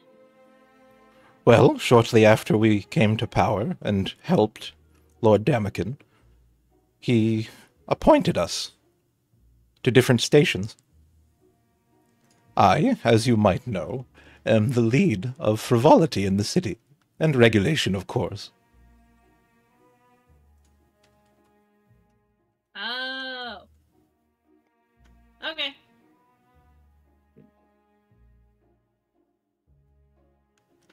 We thought it would be a good reward for citizens and people that were downcast.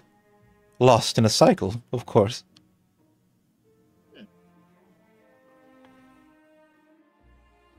So, how old is the tradition? How dare you? How dare you ask me lore questions in the middle of it? Okay. The tradition goes back about 80 years. A little longer, actually. Oh. It changed a bit after the Northwestern Alliance was formed. Northwestern who, what now? Our deal with the Sleeper. Oh! Okay. We gained access to magics not quite common. Put it that way.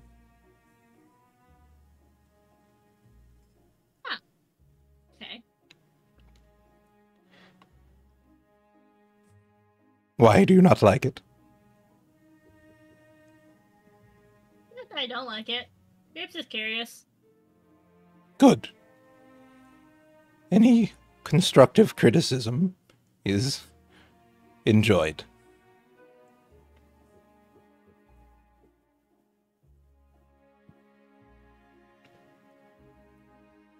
So, Sazen, what do you think you're going to do after you leave? Or are you staying in the city? That's Leto asking. Oh. Right, yes. I keep getting my growling. Right, yeah. I can't get it. I'm too sick. Right. Stop dying. Actually, that's it. I cannot actually get the stupid rumble. Right, yes. Well, I guess I would. I am leaving soon. Different assignments. Before all this came up, decided to go through a slight detour before heading out, so I'll be gone pretty soon. I'm sad to hear that. But you don't make a name for yourself if you stay in your city. Sometimes you can. Isn't that right, Lyra? She doesn't answer. Leto says, "So who's heading out with you then? gonna raise a quick eyebrow. Basically, not implying that going like, all right, I don't know why he's asking all these questions. Well, he knows what the answer kind of fish stuff out, but he's basically going to then just say, well, the people here, we were already a party before we went into the tournament. Diane slaps Leto on the shoulder and says, "Of course they're heading out together. What did you expect? They fight as a party. Why would they change that fact? Unless something made them."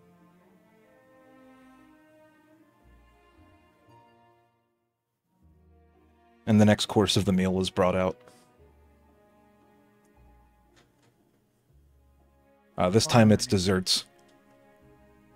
Lavish chocolate, white chocolate, dark chocolate, all kinds of chocolatey and fondue and licorice. There's some hard candies brought out and put in a dish. And dessert wine. And some cognac, some brandy. Like different brews.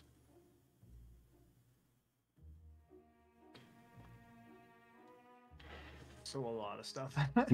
Yeah, like a whole flock of servants comes out, and every time the doors open, essentially like 24 servants pile through, hut, hut, hut, hut, and like dispense the wine amongst the people, or the drinks and the desserts and such. Does it seem like people are like getting up to like converse at all, or? Yeah. So after the desserts have been like established and all the servants leave, everyone sort of stands. The noble tables sort of intermingle with each other just shortly out, or just out of earshot, or actually not, because you're 10 feet away. So they all sort of congregate around their chairs and holding drinks, and music is started by a much more professional sounding band. Someone escorts a harpist out with on a cart, like a wheeled harp, right in front of the window, and a lovely song that we can hear in the stream of Sam there. Sounds kind of like that. A little bit more fast-paced, but similar to that. Why? What was Screep going to do? Screep was going to... He was going, so after, you know, having dessert and stuff, he was going to get up and begin talking to kind of like a bunch of of the different nobles and stuff. He wants to make friends. Yeah, so you meet a couple of people. Who actually start with the nobles who had, right? I think he said they were nobles who had, you know, got up and played some of the music with him. Yeah. He'll go up and kind of just say, "It was nice of you to join me on the music." It's the least I can do. Can't let you play alone. You did great. We probably wouldn't have been able to lead each other in music as well as you did. Good job. Made things a lot lighter. What's your name? I think a little music is always nice to have. My name's Screep. What's yours? My friends call me Harry. Harry. Yes, and the drummer that came out, that's Sylvester. Sylvester and Harry. Huh. You two know each other? Kind of. We met on a travel here from the east. So yeah, we know each other a little. Oh, okay. Long time ago now, so kind of old friends, you could say. I see. Have you been maybe not part of the court directly, but you know, I mean, have you had very many parties like this with them? Not exactly, no. They invite us here for guild meetings occasionally to discuss production and that kind of thing. I'm the leader of the Watchmakers Guild, and that, points at Sylvester across the table, He's the leader of the Blacksmith Guild. Hmm. And what was the guild name that we joined initially? It was like the Flesh Crafters, right? Yep. Okay. Huh. Interesting. We'd actually just gotten, well, when we first came here, quest from, well, maybe not quest, but anyway, we had gotten a task from the Flesh Crafters. Interesting. I didn't expect that of you. Being as plain as you are, usually they don't work with non-surgery people. I don't know a nice way to put it. Really? Scoop doesn't really know much about them. Maybe it's less them dealing with people and people dealing with them kind of thing. Their craft is valuable, but it's unsavory, to say the least. Yeah, the name is kind of odd, to say the least. Not just the name, of course. Have you met Aorta?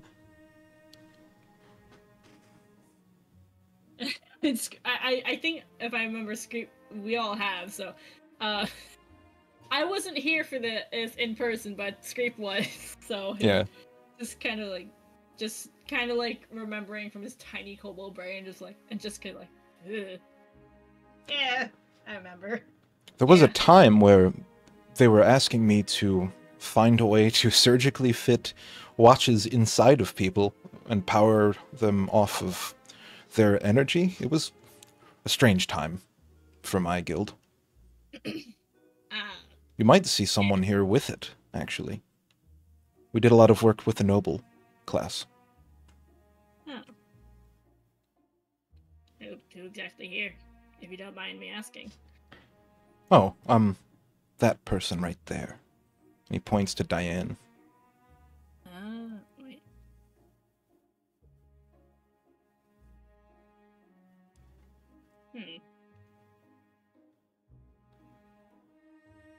Weird. Some people have a importance placed on time. That's why I am so rich. I work best with smaller things, not bigger ones. Understandably so. So what is it you exactly do in your guild?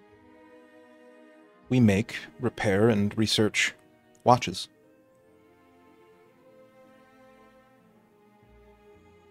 Mainly. We have traveling people who go from city to city selling our wares, of course, like most guilds, but mainly we operate out of the guild square.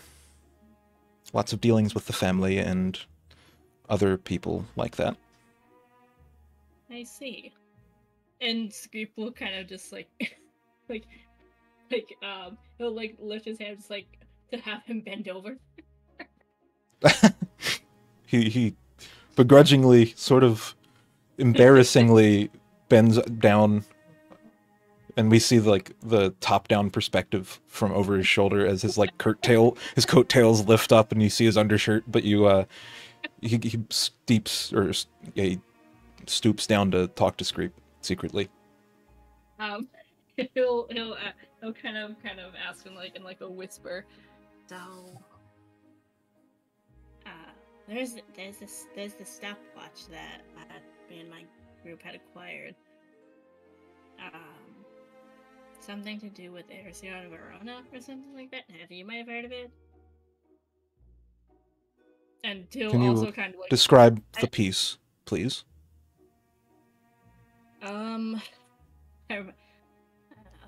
Stopwatch rounds has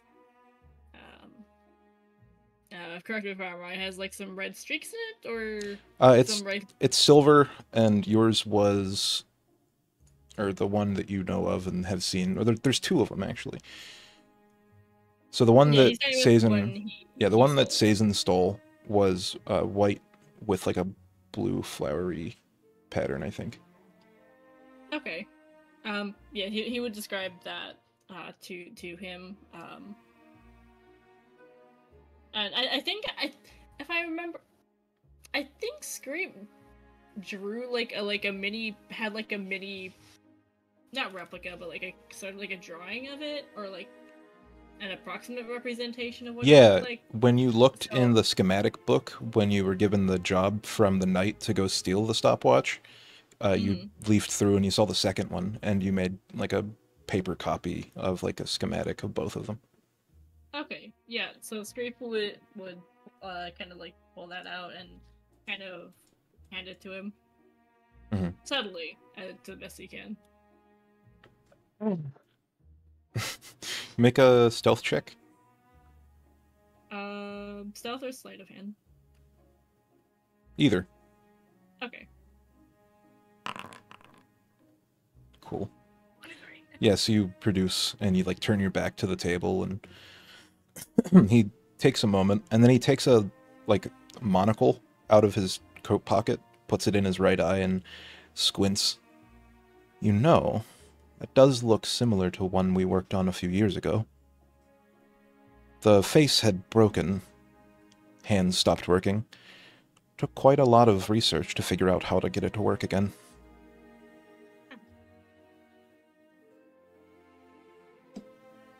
I kind of like, in like a rumor, sort of, kind of heard that it may have been keys for something. You might have any insight into that? No, I don't disclose who, but they didn't exactly tell me much about who owned it or its purpose. They just asked that I fix it. Discretionally, or with much discretion, of course. I'm sure you're aware of the enchantments. Mostly, yes. Might you be able to tell Scrape who? Scrape won't say anything. Just curious. Make a persuasion check with advantage. Nice. Screep has the good rolls, and Sazin has the bad ones this session, I think. Except for that crit. That crit was good. I'm not gonna make an argument against it. To be fair, Screep has a lot of skills and pretty much a lot of things that aren't a lot of things now. So where... I think you would probably have talked with him, like, here, right? Yeah, probably around the table or something. Okay. Like there, then. Yeah. Okay. Yeah, so he bends down and takes a closer look at the schematic and like holds it towards the wall, looking closer at it. You missed a few details, you know. Yeah. I think was going for an approximate replication. It was brought to us by someone from the Republic. Have you heard of them? I mean, there are a lot of people in the Republic, I imagine. The Republic of Opportunity. Well, wait. Am I interpreting this wrong? He said he was brought from someone from the Republic. Yeah, it was. The watch was broken from someone in the Republic of Opportunity. Is what he said. Okay. So, because I think he asked who he might know who it was. Am I getting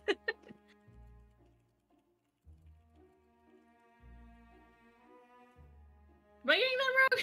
Sorry, what'd you say? I'm sorry. No, because so Screep had said, he said that there are a lot of people in the in the Republic. Mm-hmm. And that was his response, because he didn't specify who it was from the Republic. He just said, and that's why he said what he said. Yeah, he says he never gave me a name.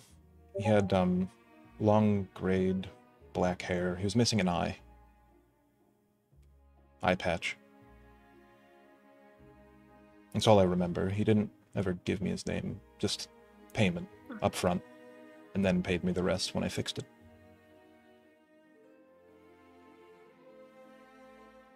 First time I've ever done business with him, actually.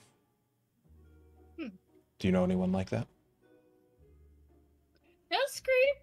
I think maybe out of character, but I don't know if I'm mistaken, because that could either be someone from Citizen's backstory that I'm misremembering, or if I think it is who I think it is.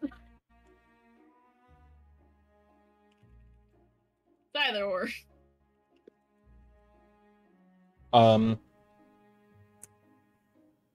No, I don't think he would have. No. Okay. Then it's not. Then it's no one. Not Scream.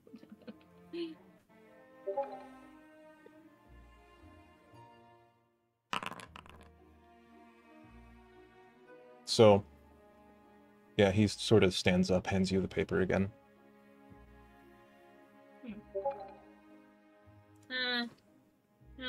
I don't think so. Well, I mean, there's can be quite a few people that look like that. So. It's pretty uncommon to be missing an eye in this city, especially when you're one of the upper class. He seemed to be, anyway. Huh.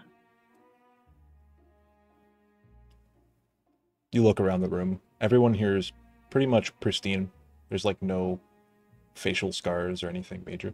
A lot of the, like, middle class and lower class have, like, lasting scars that just won't go away.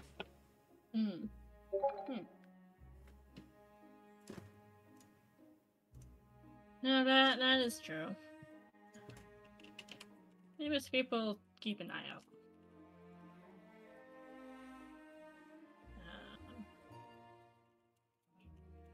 But yeah, but and you mentioned something enchantments. What are?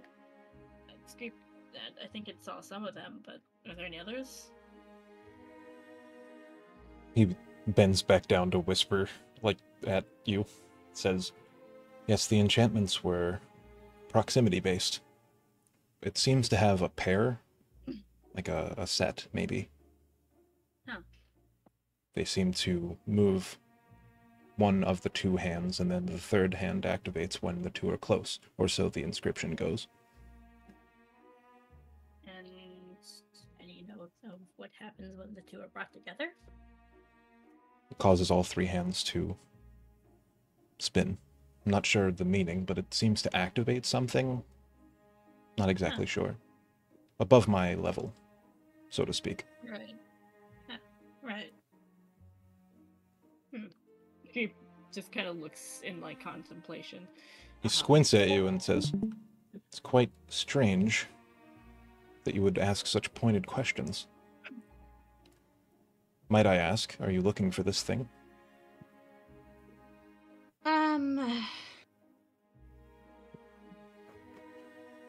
Not necessarily. I think they've already been found, to my knowledge. Good. So you're looking for information, then? Mm-hmm. Well, that's about all I have to give. I'm sorry, I don't know more. Go from idea to illustration That's faster. all right. That was very insightful, I think. Yeah, so Sazin has been, like, paying attention to the surrounding people and their conversations. Mm-hmm. At one point, both Diane and Leto got up and started talking with the random nobles over on this side of the room. Oops, I didn't mean to move that. I think the last thing Skeep will say, before kind of moving on to talk to someone else, maybe, is, Skeep appreciates the information. Skeep, if you maybe learn more, or if ever, or if you could look into it, maybe, would really appreciate it.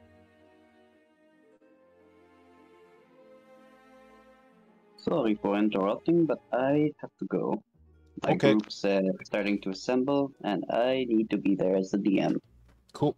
Perfectly fine. See ya. Have fun. See y'all. Nice meeting you. Thank you. Spooky.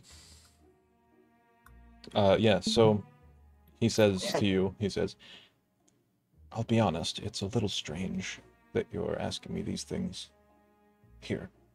I would expect it somewhere else, but I'll allow it. I don't work for free, mind you. No, of course not. So you're looking for rumors about what exactly?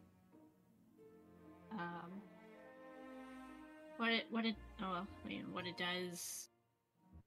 I had heard that might be a key for something. Maybe what the key it is too. Maybe you should visit a locksmith. Are there magical locksmiths? I'm sure there's something for everything in this city. Yes. Do you have someone in mind? I don't interact with them much. They don't like clockmakers. We've had bad dealings in the past. Oh, unfortunate. Okay. But yeah. I think Scrape will come to visit at some point. Good. I think. I don't know what to make of you yet. You seem nice enough.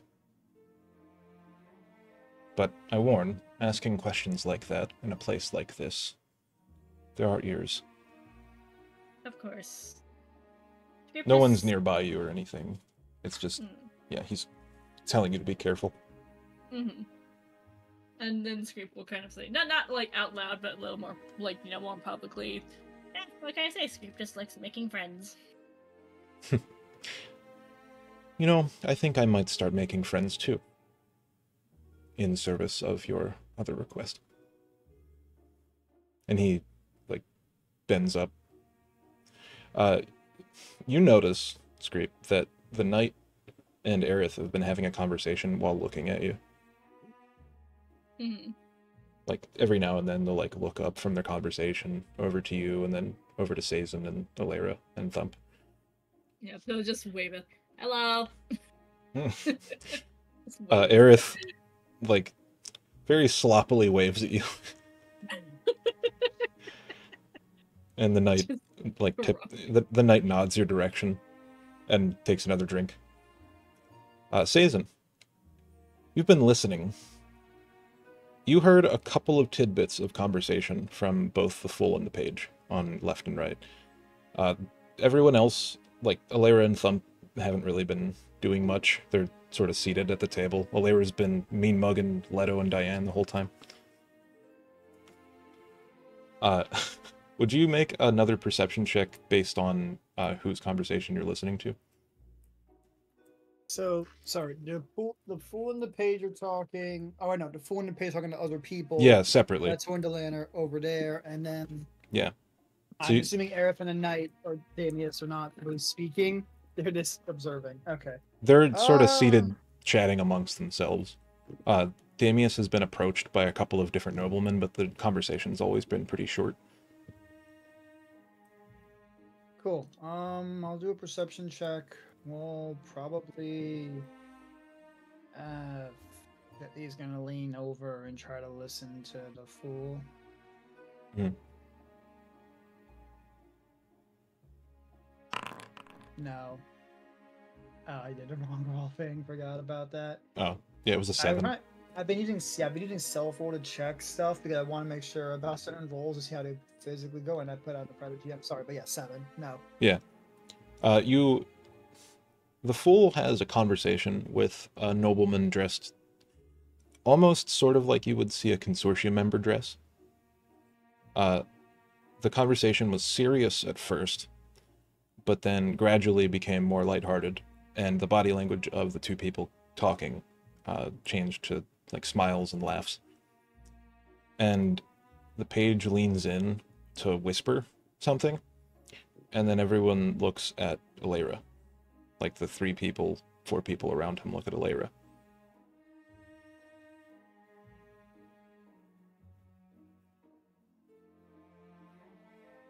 And then later on, you can make another perception check for someone else, probably. they're looking at a layer, there's probably something else involved with it, but I guess we'll just do a telltale order thing. I guess we'll go You can over do this next. yeah, you can do like 2 more conversation, like overhearings and paying attentions to. I'll just roll it twice. One for the page and then one for Leto and Diane. Okay. All right. Okay. Yeah, so the page's conversation seems to be non-committal. Like, they're not really doing anything but small talking. Their body language is very stagnant. They're shorter, so it's easier to tell when people don't like them because they just, like, look up. They look up and they look away. But generally, he's a pretty feared person whenever he approaches a new nobleman. Or, no, he's talking with the serfs. So whenever he approaches a new person, they're sort of bowing and scraping and that kind of thing. And you can't necessarily make out the conversations, but yeah, you're not sure if they're important or not. And then Diane and Leto's conversation. At one point, you overhear Diane speaking to Leto about, I'm not going to like roleplay it out, I'm just going to say the contents of the conversation, about the safe houses that are being constructed around the city. And one of the noble people asks, what is the purpose of these? And Leto speaks up and says, we're trying to consolidate power. We don't like relying on the flesh crafters for security entirely. It leaves us with holes in our defenses. And Diane says something along the lines of, self-reliance is important in times like these. And that's pretty much what you hear.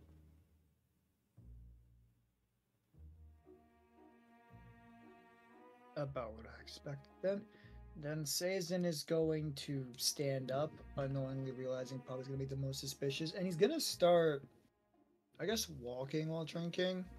There's 2 hallways over there. There's a giant window, right? Yeah, there's a harpist in front of it. Oh, okay, never mind. Well, you might be able to like sidle up like behind her harp as she's playing and look out the window if you like. Yeah, but that'd be awkward as crap. And Yeah, a he's little. gonna look at me while doing it, so maybe let's not have that. Play it off like you're drunk. Or like try to small That would talk be with the worse. harpist. I'm sorry, what was that? Try to What's small your- talk with the harpist. I guess fully fair, I could do that. I think that's how Maybe the you, next best bet. is a person who plays a harpist. I think so. Yeah. I mean, it's like a person who plays the piano is a pianist. Yeah. I was, yeah. I Or could a just work. guitarist. Yeah, so what's your action here?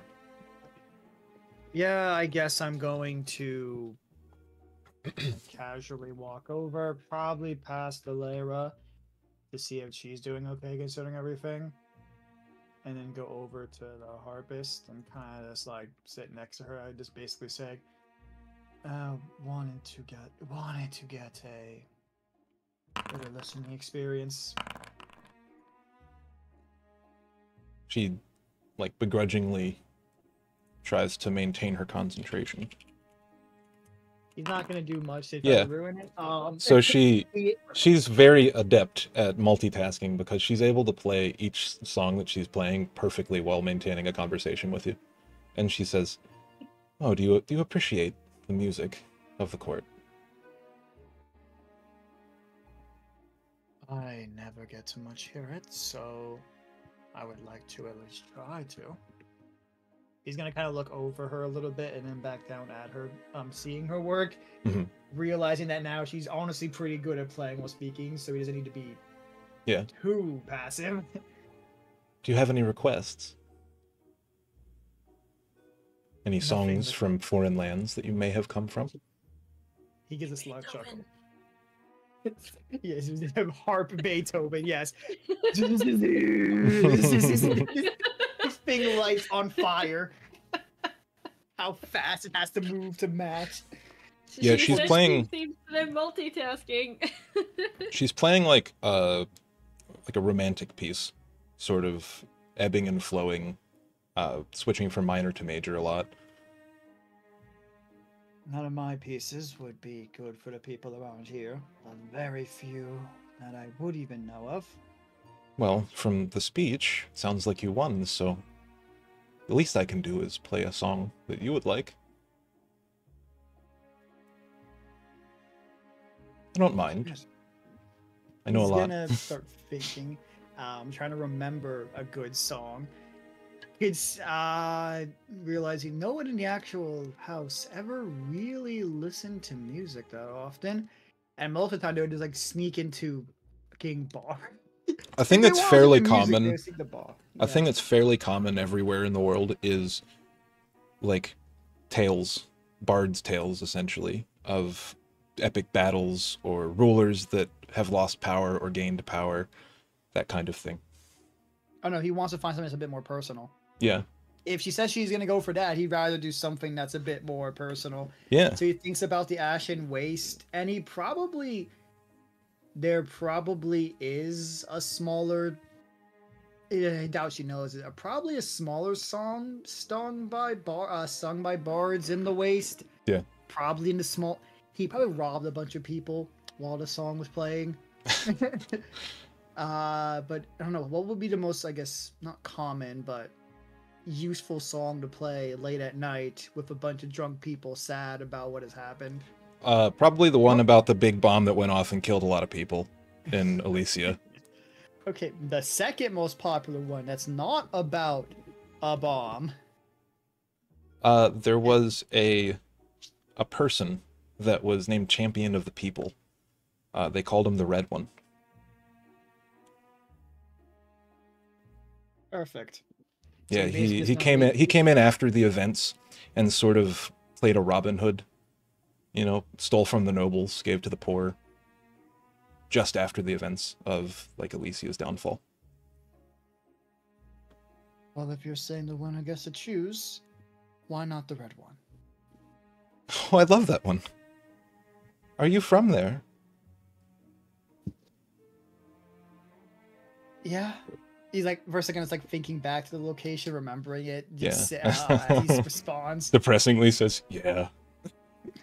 Not depressing, just more like, not wistfully. I guess Right. he hasn't been there in legitimately 4 years. So him saying yes is the equivalent of saying like, oh yeah, I'm from the location when you move to a college town. Yeah, I came from Maryland. Country. Yeah. Like, I came from Maryland, living in New York, hasn't been to Maryland in 5 years. yeah. Yeah, so she That could says, work I can perfectly. definitely play that one. I think the page is fond of that as well. He's gonna look kind of surprised of a noble person liking a song about how they get robbed. Yeah, you look over to the page and you don't even need to like roll an intelligence save to realize they're talking with the serfs at the serfs table, like deeply engrossed in conversation with the layperson. I will go ahead and reevaluate my assumptions. Spider-Man. Wow. That is the exact meme. I will go ahead and reevaluate my assumptions and say, well, go on. Love to hear it from you. And he's gonna now look outside to see if he notices anything. Yeah. Yeah, so she like starts playing this incredibly sad song at first, but she nods at the person playing the like violin to the side. It's more of a cello, really. And she says, you know the red one, yes? And they nod. And her harp plays a minor key, and the cello plays a triumphant major key, like swelling and ebbing. If there were words to sing, you would know them, probably, because this is a very common song in the Ashen Wastes, like all over.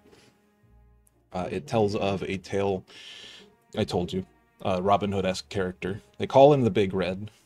No one really knows his name, but things that are said in like poetic prose are essentially wearing cloak of red with a fistful of coin, delivering news to the people that the times that are ahead of us are prosperous because the place that we came from is dark and depressing.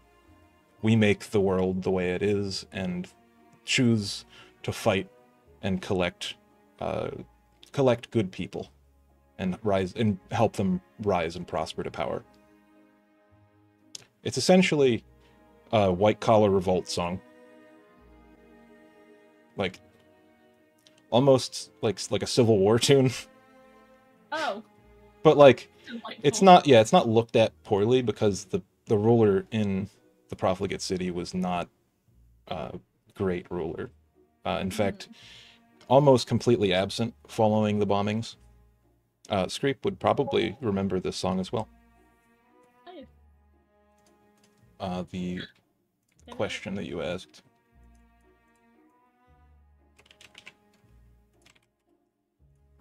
There you go. Thank you.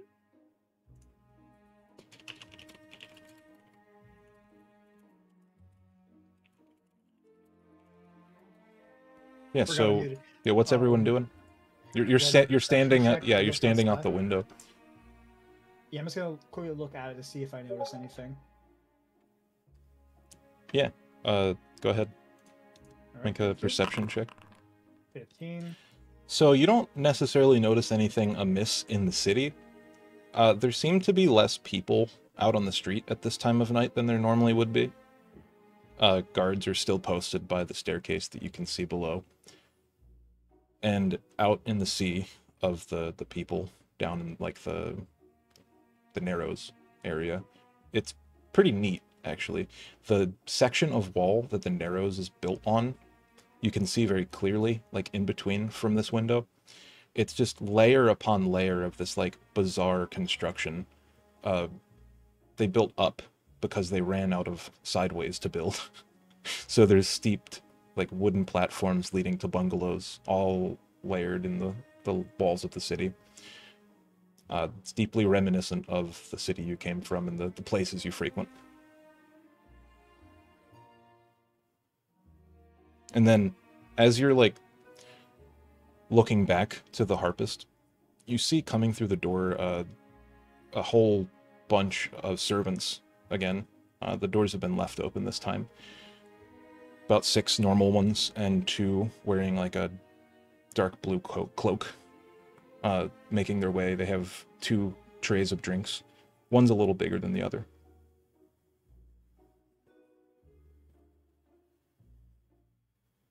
Is one short and stout?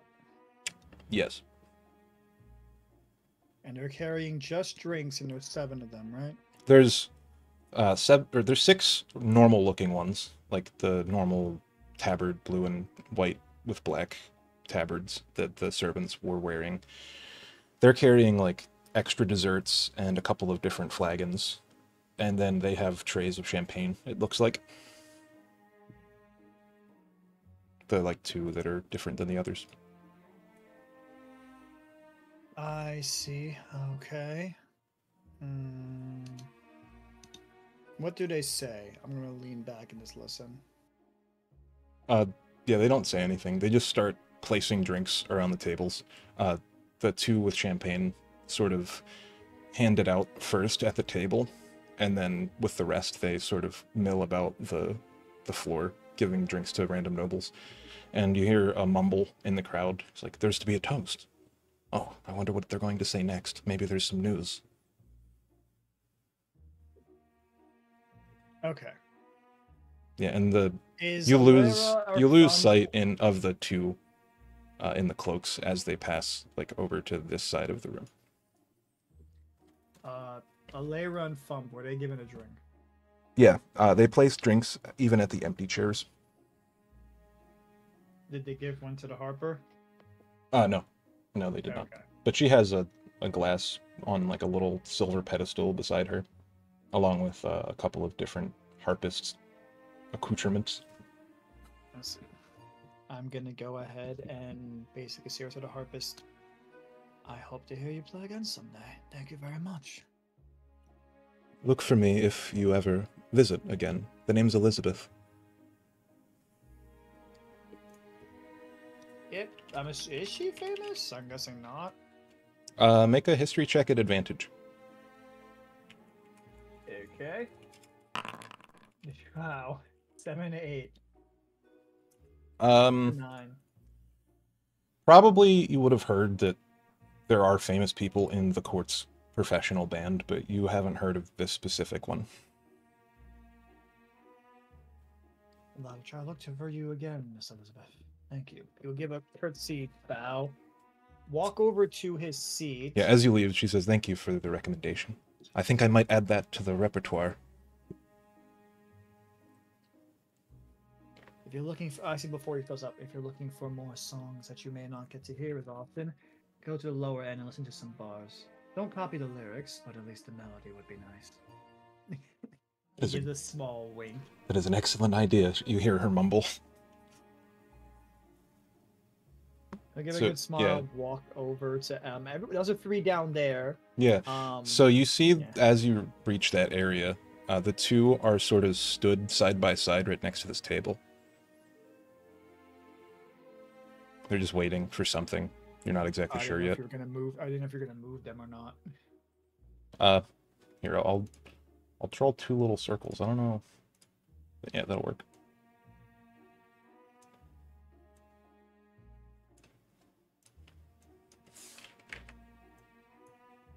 They're posted up. Just waiting for something. Guess the toast or not, you're not sure. What's Screep doing? Oh, I thought you meant Thump and Alera. No. Yeah. The I 2 cloaked, misunderstood yeah, the that. 2 cloaked individuals Yep. are posted next to the table. I want to say that Screep would probably go and he's gonna find someone else to talk to. I forget. There's a specific thing. Who around here looks like they would know more about like the old gods and stuff?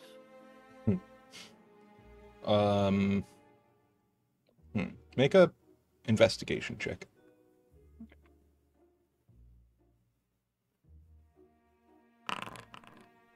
Okay. Aerith. Probably. They're very close. Oh. Yeah, they're very The close. Yeah, the very drunk one. The other one is completely smashed. Yeah. But you Yeah, you would know that there was a lot of like she hinted at things that wouldn't really be known by a layperson, and a lot of them were contextually to do with the old gods. Mm-hmm. Yeah, maybe it'll be easier to get some answers. So Screep will kind of make his way, like, instead of going around Sazin, he'll just go all the way around the other side of the table. Yeah. So someone, Take it a nobleman at the table here, but why isn't it there? What? Here, a nobleman at this table mentions to the 2 cloaked individuals. Sazin would hear this. Is there going to be more champagne? This would be a drastic affair if not everyone was given champagne for a toast. If that's what's going on here.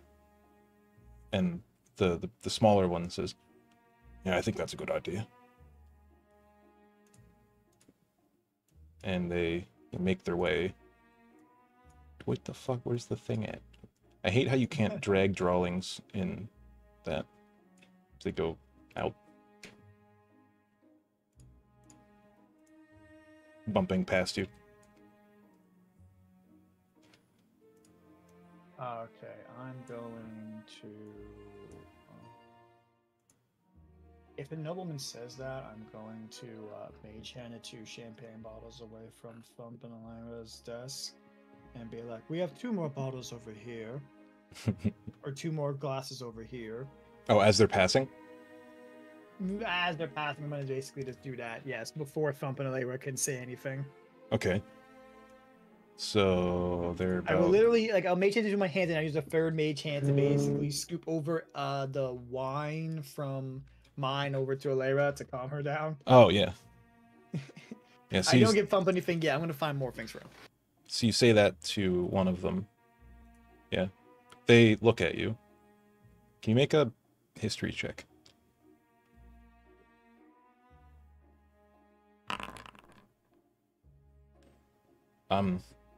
You recognize the eyes of one of them, the one that turns to look at you, as the smaller, like, framed rogue. Taller than their stout friend, but somewhat familiar to you because you met them earlier. God, I wish I had a disguise. But they say, you know, there's really no reason to go ahead and share. There's plenty to go around. Of course, but I believe these two would like those now and get ready for the toast. Besides, His eyes narrow at you, and he shakes his head, indicating no. is the nobleman going to say anything? No. No, he saw them leave and turned and started a new conversation. Ah, okay. But the person that you are familiar with shook their head, indicating no. But said that they'd go and get more champagne.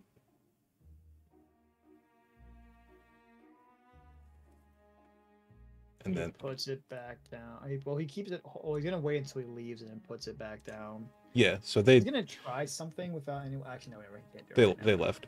But Screep, Mm-hmm. you're approaching a drunk lady who resurrected you. Oh yeah, I forgot that she was the one who resurrected. Yeah. She was the person in the resurrection chamber that tried to use Right. a device on you, and it didn't work out. Right. Hello. People just kind of take a seat next to her. Oh.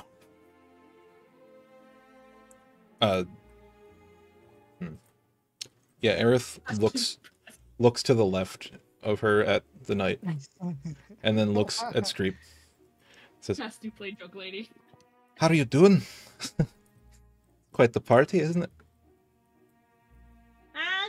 Definitely is. Are you enjoying yourself? It's lovely music. Good idea, by the way. I just figured I'd get it started. She shakes her head and takes another drink. You see in front of her, like 5 or 6 wine glasses. Actually, gives Thump a run for his money. She's putting it down, yeah. Can Screep look? We're from where Screep is sitting. Can she? Or not she? Can he look to see how many drinks Thump has had first? Thump has 2 empty flagons set in front of him. Like the big, almost like a quart-sized wine jug in front of him. 2 of them. Made of like a okay. silvery metal. They're probably a little more than she said, probably. I mean, he's much larger, but you don't know how that affects him, or if he even gets drunk. Yeah, no, that's fair. I think he does get drunk. I think I remember that being a thing.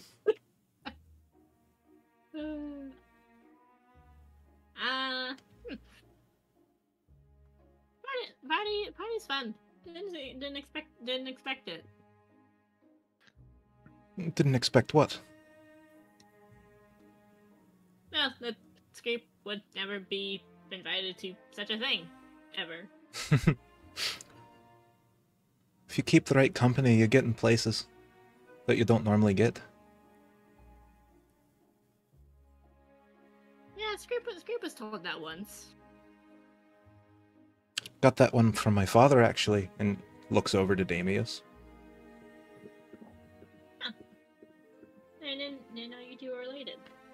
Or unless Scrape did, but it just was mentioned. Yeah, the knight looks a little upset that she mentioned that publicly.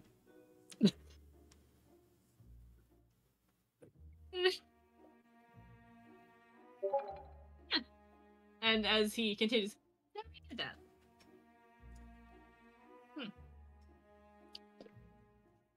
And he'll kind of take a sip of wine or something, whatever is like around the table.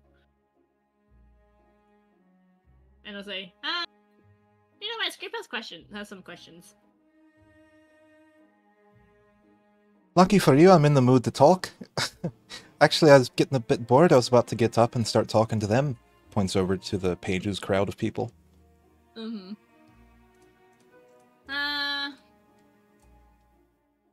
So, kind of a weird question, but what do you know about some of the older gods? It just kind of came up, so Scrape didn't really know anyone offhand who might know about them. Myself and the page are actually the premier historians of the court, actually. Did Would you mind telling me about that? It depends on what old gods you're trying to contact or understand. There's a couple. One I think is. There's the Watcher, of course. You probably have met him at one point, if you don't remember it, at least. No, I definitely remember. One is also the Sleeper. And then... Well... If I'm... correct me if I'm wrong, were the, Unheard... The Unheard were considered gods, right? So, the Unheard are like a... You'd be surprised if anyone has heard of them. Uh-huh. It's sort of like... They are called the Unheard. Yeah, they're not heard. Commonly. Being as they are related to the elementals who existed here before Airsiad and Verona. So, that would be the case. Okay, I mean, yeah. So then he'll probably first ask, so... Who are the elementals? Oh, the elementals are gods of the land, so to speak. They gain power the more people that believe in them, or so the book said. By the way, I'm paying for our pedicures. By the way, maybe next time. Speed that. Huh. Do you know their names by any chance? I believe one of the elementals was helpful with constructing the city. I think his name was Calm. And she gestures around her. I think he built this place, kinda. Of course, not as nice as this. That's why it's called Town's Keep. They tried changing the name. Damocus wouldn't have it. And what about the others? Not much is known, unfortunately. Kind of, hard to find. There was a cult not long ago worshipping him. And the knight looks angry. And looks at her. He's being quiet, but he's letting her talk. They were down in Lorend about 4 or 5 years ago at this point. Oh, I see. I think they were taken out. You might find them down there. Remnants, at least. Along with a big obelisk. She wants to say along with a big obelisk, but the knight sort of puts his glass down noisily. And I assume Screep can see this because it's pretty obvious. Yeah, it's pretty obvious. Watch her stop talking. Perhaps it's best not to reveal everything at once. Don't know if they can be trusted. They have done a job for me, though, so... Go ahead. Why not? Spirit of the mood, after all. Yeah. Screep just likes making friends everywhere he goes. So. Damius nods his head. Respectable. The more friends you have, the more help. More perspective. Certainly. So anyway, as I was saying, there was an obelisk down there in Lorend before the rebellion. We had to keep it from them for safekeeping. They were hurting people badly.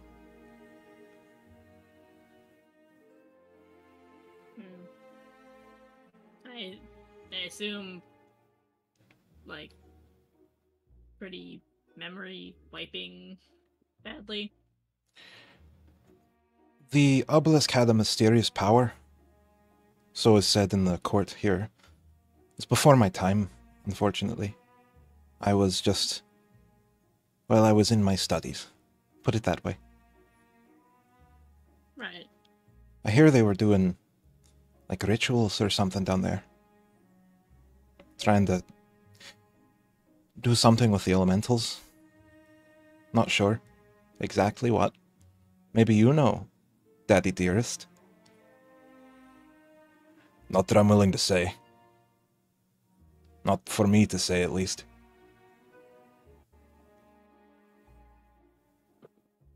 Fair enough, I suppose. That leads me to another question. Have you ever heard of well, kind of. And as you're like deliberating another question, she pushes a full wine glass towards you and says, "Tell me about yourself. Where are you from? Enough about me and you. Go ahead." It's kind of from all over. It's pretty vague. I mean, it's accurate though. Well, so Screep was originally in the Profligate City, but then kind of traveled around a bit, ended up coming here. So you're well traveled then. That's good. That's good. You know, I've always wanted to travel there. I might after, you know, the wish.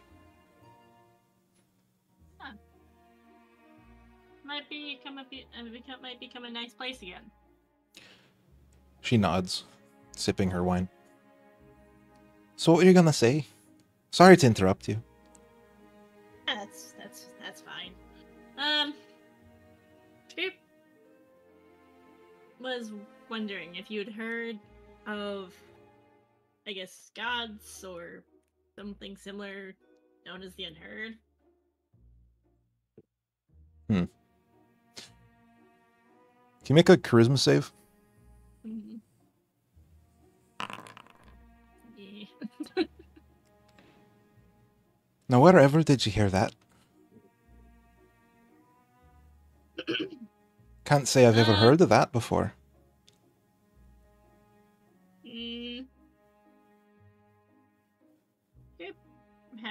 Had read some books at some point. Cult writing's the lot of them. Don't trust everything you read. Take it from me. No, of course not. I figured I'd ask. The only gods in this world are the four that you know. Mm-hmm.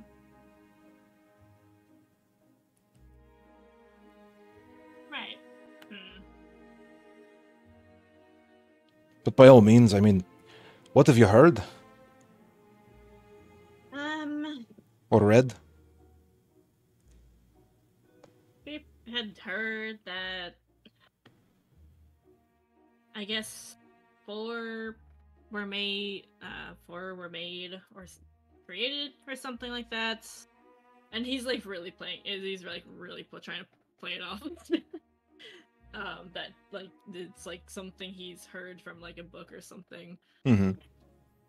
Would you like to make a deception check at advantage because you're being vague? Sure. Damn. Good. 21.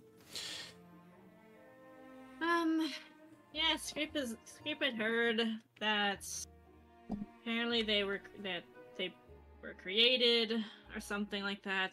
They had also fallen with the 44, or the first 44 people who came here. That wouldn't surprise me.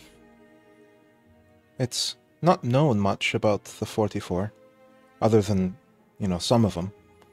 And she looks at her father. Right. I'd read,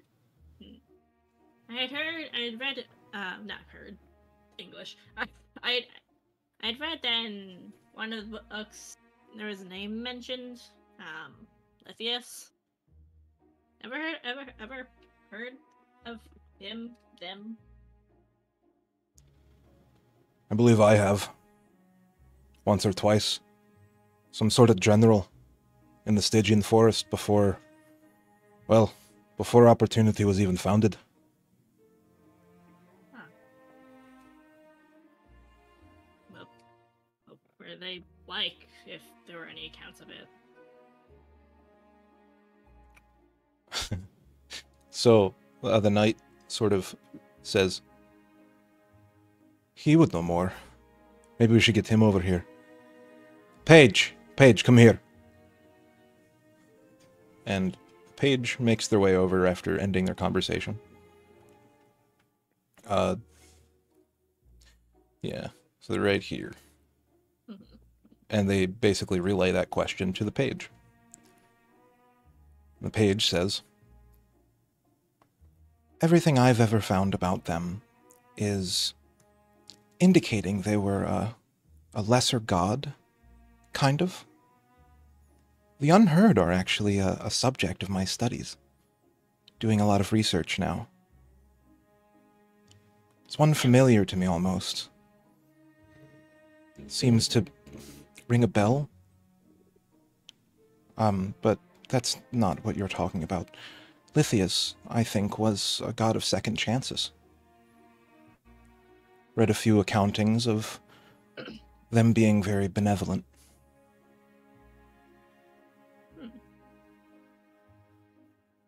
Second chances, as in they sort of redeemed others in a way.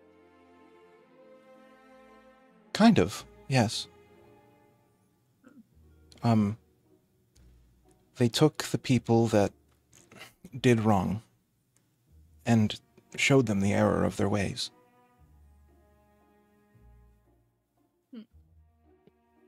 Interesting. I didn't... Most of the stories about the Unheard, especially Keenan, were that of fairy tales, almost. They read more like heroic stories than historical accounts.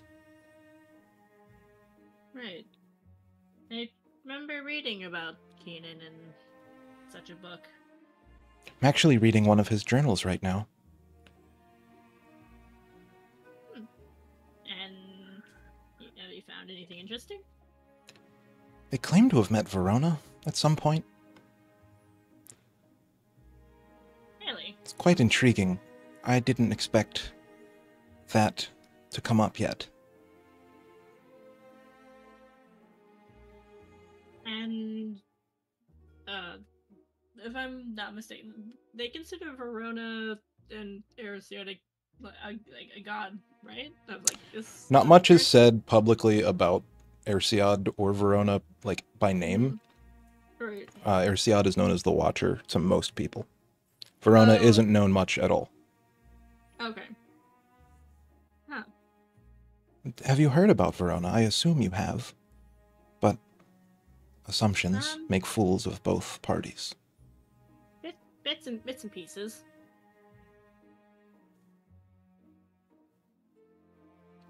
Apparently she was somehow related to the Watcher. Or so, that's what he wrote. I definitely heard that, like, maybe that they, well, if I had to guess, I mean, it could all definitely be rumor, but it seemed like they loved each other, I think. Had a dance and everything. A dance, you say? Where did you hear this? Like some old text. Sazin, you're able to make out the conversation, by the way, just so that you know. I was purposely not paying attention so that I wouldn't recognize it, damn it. No, it's died down somewhat. Everyone's like sort of lower volumes as like all the chord is going back to the table, it seems. So it's they're thinking that maybe something related to the champagne is going to happen soon, like the toast that people were muttering about. Sorry, Christ. I am not doing well. I'm so sorry. But yeah, I will. I guess he's gonna start paying attention now. Yeah. Missed the entire conversation. Screep you know asked... when he was doing the shape Yeah. water to figure out if it was poison or not. Oh, He yeah. was doing when they were talking. Yeah. So Sazin shape watered one of the wine glasses to see if it was poisoned. It was not. Uh, Yeah. so the page All right. essentially said they were reading a journal from Keenan that they had discovered somehow. Okay. So what else did you say, Scrape? Screep was saying that. What was Screep saying? I think the last thing he had said was that he just heard it, like, you know, heard like a story of it in some old text. When the page asked Mm-hmm. where he'd heard of, like, Yeah, a some dance some or old something. some old text relating to a dance of some sort. Yes, Verona was, in some cult followings, a goddess of sorts, paired with the Watcher. Supposedly they were in cahoots, so to speak. Hmm. Not much is known about her. I'm learning more, though. Definitely not. But, yeah. And as this sentence is said, oh, that's not what I meant to do. They walked simultaneously over together. Yeah, pretty much. They really haven't left each other's sides. But Letos takes his seat, and Diane is sitting, or yeah, she's standing next to your chair. Screep was sitting in her chair. The fool comes by, Sazin, and brushes your shoulder, like along the back of your neck, as they sidle up beside you and say, "Now we're going to have the final meal here. If you should wish to say something, or if you have any requests, maybe another song."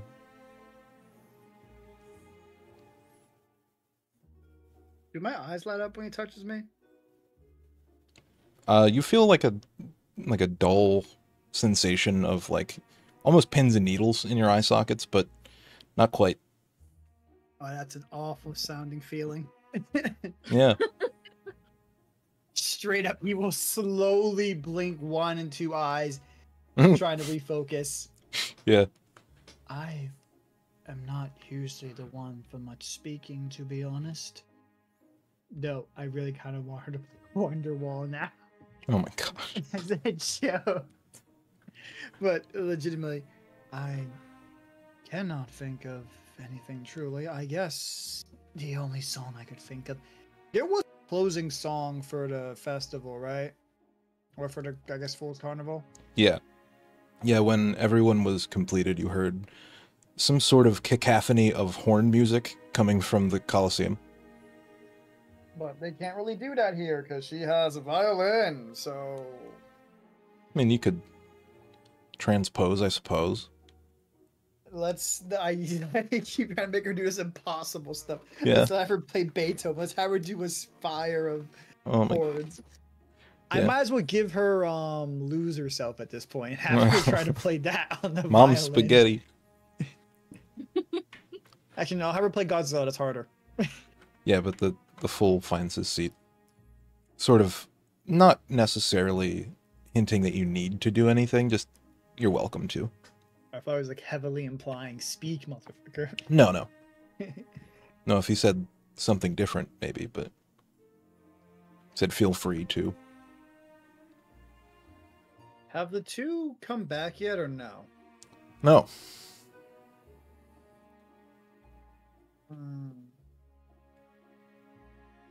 Man, if Satan wasn't probably like the most important person to look at in the room, he probably would have gone back to check stuff. Most important room by technicality. So, are you going to take this seat, or should I just sit over there? Oh, my bad. Screep will get down and make his way over to his seat.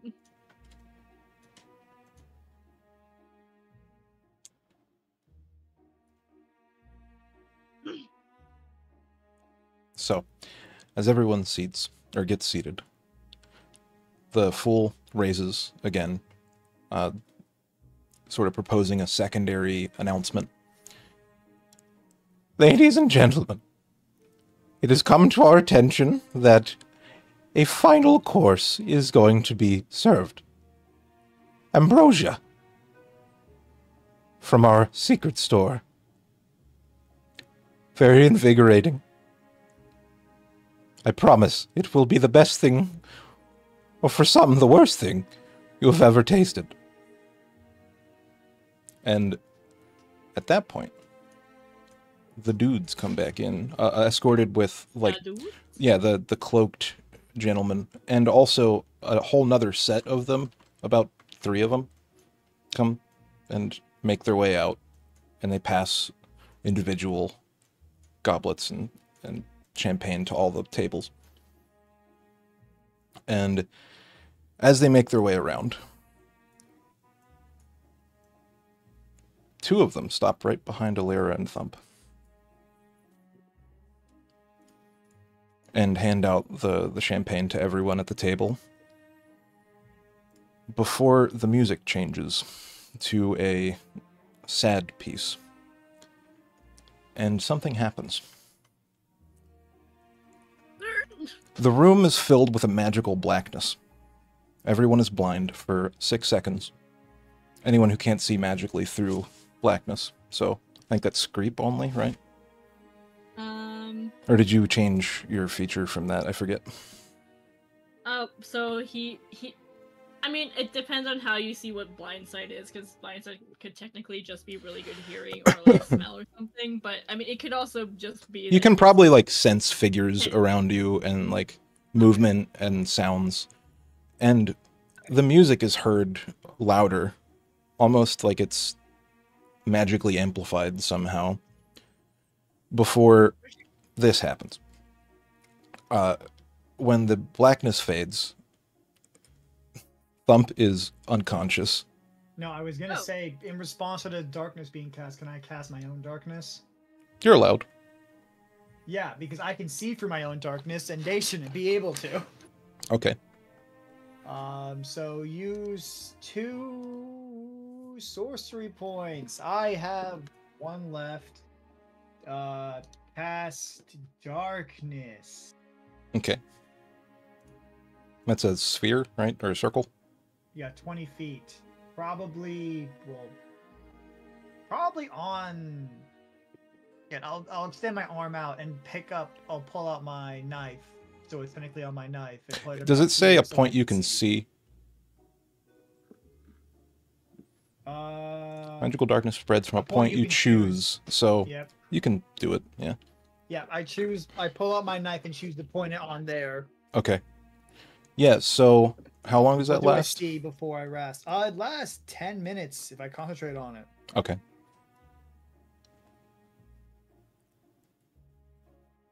I'm gonna look to see what they're attempting to do because basically yeah, you can see. Does yours over counteract theirs? I guess is the question. My question is, what's about darkness are you casting? Because technically, I can just see through mine. Was my main concern. It's a magical darkness. I think it would be like an opposed arcana. Probably. Let me look it up. I'm not too sure how darkness within darkness works. I get to use a Kingdom Hearts joke finally. The darkness within. That's all I've been waiting for, is like a stupid Kingdom Hearts joke. Let me look it up because I'm actually not sure how 2 area of effect darkness works.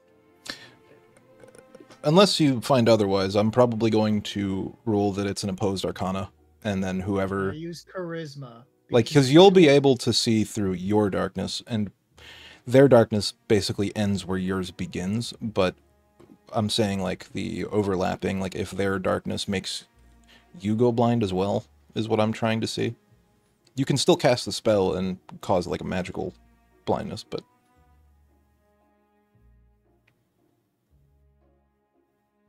There is no official rule, and this is done as far as, There's only official ruling on light, not darkness, which is actually kind of funny. Mm-hmm. Rule of overlapping spells with the same name. 2 darkness spells. Overlapping spells with the same name. Like, can they overlap? Yeah.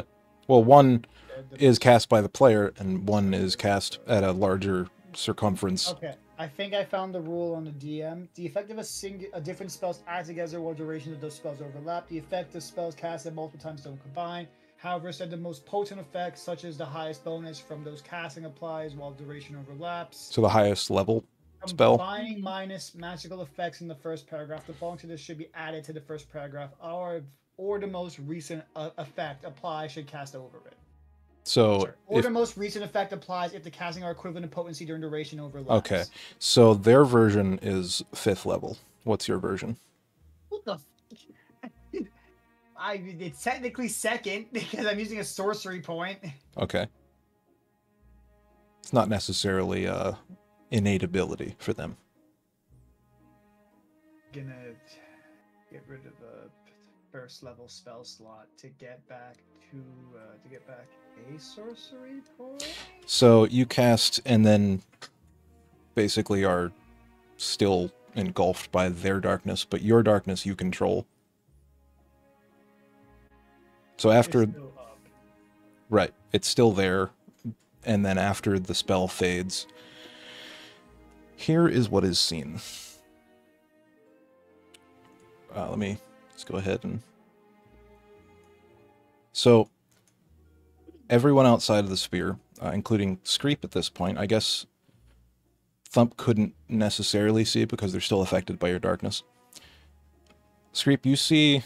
I imagine you'd get up from the table and, like, do stuff, but you can see that through the darkness, this person has basically picked Alara up, carried her, like, out of her seat, back about 5-10 feet because they were in pitch black darkness. And you can see their face is that of a deeply ritually scarred, bald, stout man with like straggly white hair sticking out of where it's not scarred. And I think Screep... Does your darkness, Sazin, have any effects on sound passing through it? It technically shouldn't, no. It's just a darkness spell. Okay. So its sound is audible for everyone. You hear the incantation cast on Thump. Basically... using your magical knowledge, it's some sort of sleep spell. And the person that picks Alara up says, "Consider this a warning. Stay away from them." And you see a dagger produced from the pocket of the stout man holding Alara. Do you do anything? Does it seem like he's trying to stab her? He's progressively moving it closer to her throat, as she is still being grappled. Screep. Oh. Roll initiative. Yeah. Here, let me. Sure, yeah, put it up. Yeah. Also, sleep works on Thump, the construct, who doesn't sleep. Well, it's magical sleep, so. Well, no, it still wouldn't work the same way my elf can't fall asleep. Oh, so he's... fall asleep. Is he immune to sleep effects? If he's a Warforged, he should be. Same with elves. If I'm remembering Warforged. So it says advantage against saving throws against being poisoned and resistance to poison. You don't need to eat, drink, or breathe. You are immune to disease. You don't need to sleep, and magic can't put you to sleep. So the spell, the spell fizzles. And he's going to have to roll some stuff eventually. But let's go ahead and have the party roll initiative. Great. I didn't think they were going to cast a 5th level darkness in motherfucker. It fizzled after, or it fizzles after 6 seconds. Yeah. You know the funny thing is, I wouldn't have cared if they targeted the 2 people I didn't actually want them to target. Anyone else in the room I probably would have been fine with. Shit, I don't like these sheets. Where's the initiative for the default sheet? What? For the default sheet? It's on the left-hand side. Right underneath I can just click him. Wait, why can't I just roll initiative from his combat state? There it is. Oh, we can? Okay, I thought we were waiting for the actual thing to show up. One sec. Let me roll. So Thump tied with Screep. It's tied with Thump and Screep. It's not Thump, that's me. I guess. Oh wait.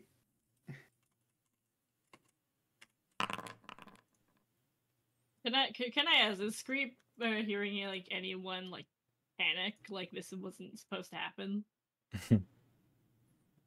1 second. Let me figure out the initiative thing and I'll explain. I know the influence, Okay. I know the impact, and I know the vibes. And the girlies love the Forgive for the vibes, ads. and Thought you, can't you add...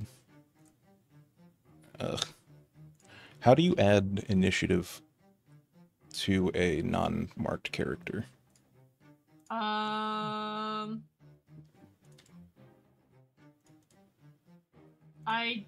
don't believe there's a way that you can. I think you have to have like Alright, so we're gonna do this, just like for you the can sake... do, like you can do just like a basic like character sheet and then just have it not as like applied to any token, Right. and then just roll initiative from there, and you can make adjustments to the initiative as needed.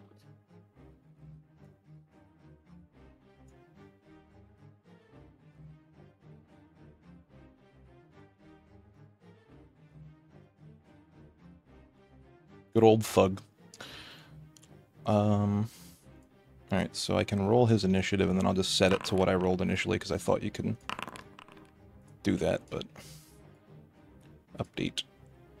He rolled a 12.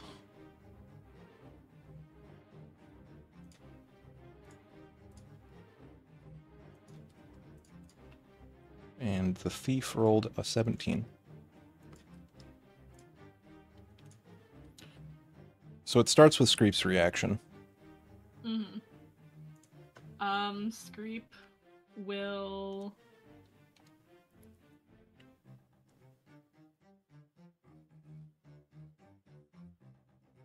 What's Screep gonna do? Screep is... wait. We didn't take a long rest, did we? No. You did. Yeah. Oh, I did. Since... Okay, I must have not hit the long rest button then. My bad. Not since Sorry. the Calm fight, actually. No, you have not rested since. Oh no. Calm. No, okay. So I guess this just depends on your ruling. Do you count short rests as being enough to be able to get like the new features and stuff? Because if not, that's gonna change what I'm gonna end up doing. Probably not till a long rest. Okay. Okay, so yeah, that changes. So I just need to keep that in mind. Yeah, so... Oh, wait, actually, I don't know if this would matter, but...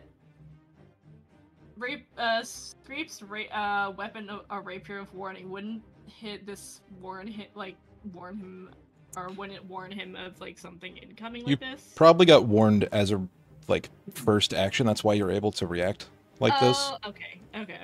Yeah, like, we're going back to the normal turn tracker from the top after this. Yeah, okay. So, Sazin used his reaction as, you know, is befitting in a combat scenario. Mm-hmm. Right? So I think You used... Screep would... Yeah, I'll allow it. I think it's probably realistic. Screep will kind of... That's the guy, so yeah, he'll kind of, like, rush over. Okay. You know, and as he's kind of, like, rushing over, casting Green Flame Blade on his rapier and saying, don't fucking move. Do you hit him? He's giving it as a warning. Like before he moves any further with trying to hurt Lyra. Right. So that's your turn. If I can no, can I make an intimidation check? Sure. You can try. I was gonna say, did we just skip over the Thief, Thump, and the Thug? They had their action first, along with Screep. Okay. So Screep rolled after them. Okay. That's too intimidating. I don't know. We'll see how he reacts on his turn. Okay. The thief puts his arm around Thump, noticing that the sleep spell didn't work. Thump starts to get up, and he's going to have to roll a... Hold on, let me read. I need to look at a spell description before I say anything.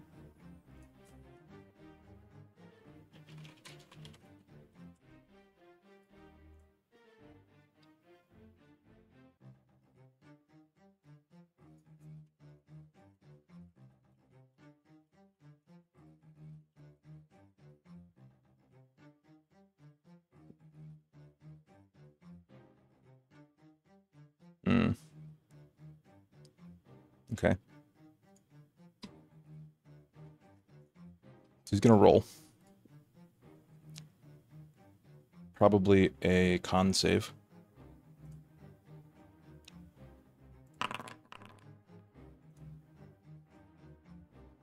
And what you see is Thump and the thief, or, hold on.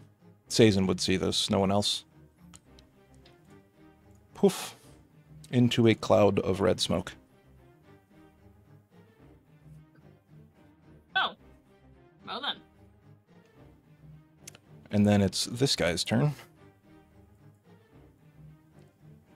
He will look at you, Screep, as you ready attack.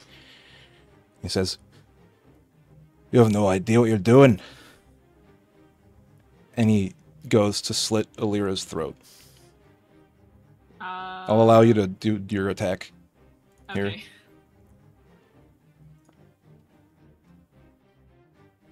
Oh, hold on. My bad. I need to just roll the attack for the rapier. Yeah, to describe what's going on around you, all of the people that have been seated at the tables have just started standing and screaming and, you know, like, "Stop her!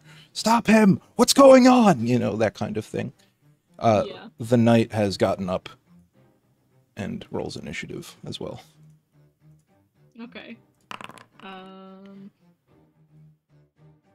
I guess I the fool would too. See what he does. Next turn. That's not good, Paige. Come on. oh. Oh, it's a +0. I didn't ever set the stats for these guys, but it's pretty cut and dry still. I'll just leave it. Okay. Yeah, so your attack is a 25. 25 hits. Yes, it does. Okay. What if I said So- no? That'd be funny. I'd be concerned because that's a 19. I need a natural 20 to hit. So regular rapier damage plus. I'm 5th level now, so now it does just an extra 1d8 fire damage. Can you see past your darkness, Sazin? Yeah. Okay, so you saw the Yeah. I saw it in the teleportation. first slip. Yeah. Yeah. Well, she is in the process of having her throat split. Or slit. So it's 11 slashing combined with fire damage, and also, let's see.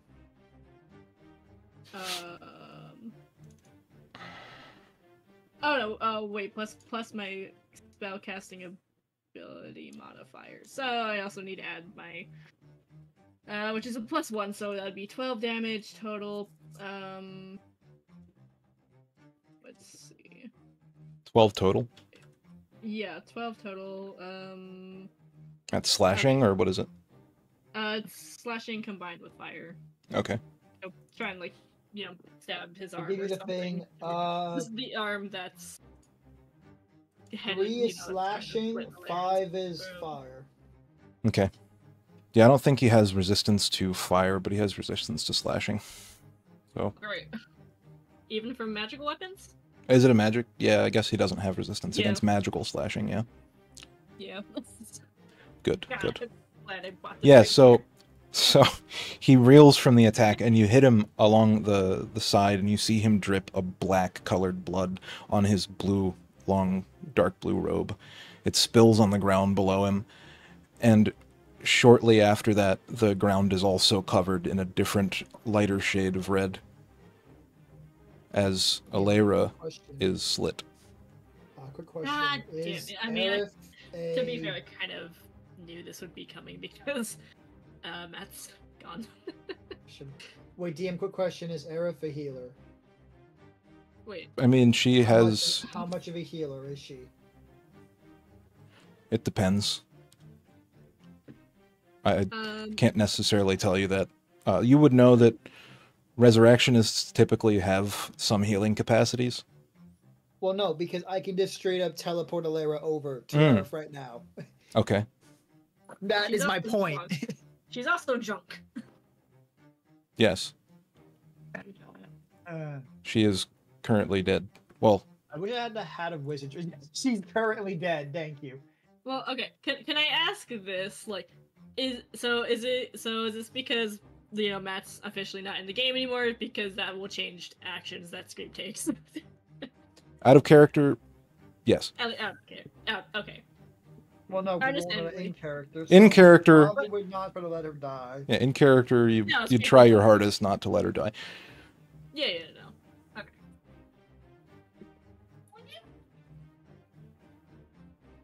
What's the matter? So, cool. I'm gonna.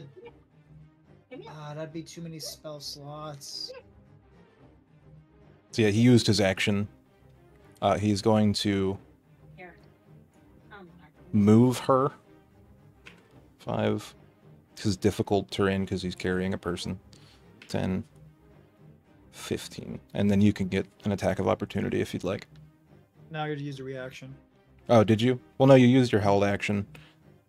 Yeah. You used your reaction to do an attack, yeah. So yeah, you can. But theoretically, the page could do something here. Screep, it's your turn. And this is the guy that you just stabbed, yeah. And there's also another guy right here, or he doesn't seem to be in on it. okay, so it's just this guy then. Mm-hmm. Yep, Screep will come over and kind of, I guess, like sensing his footsteps or something, because I assume because it's all like happening in darkness. It's no longer dark. Oh, it's no longer dark. Okay. Except for over here, you don't know what the fuck's going on at the table. Okay. No one does, really. Yeah, Screep will go ahead and he will not cast. He'll do his Draconic Cry feature and go ah! after seeing Alara's throat get slit.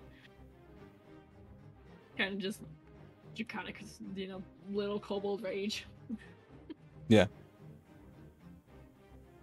Like, you motherfucker!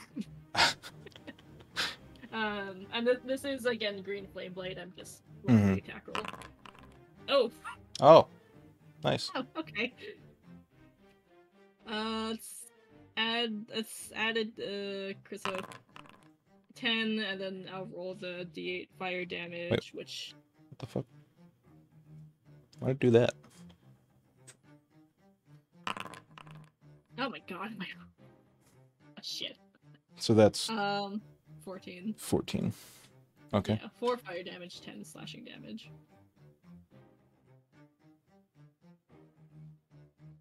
Yeah. And that, I think, is the end of his turn. Okay, Sazin. Oh, wait. I forget. I mean, if you allow it, I also wanted to do, this might. Yeah. Yeah, go ahead. Yeah? Okay. So, it's just a first level smite, so. It's 2d8, right? But 38, which will become 48. Okay. Yeah, get the crit. There we go. Nice. So it's 15 or 29. 29, Oh, 29 total. Yeah. Yeah. My bad. Okay. Yeah, he looks very injured. Wait. Look at little kobold fury. Wait, minus what? 29. Sorry. 15. Fuck.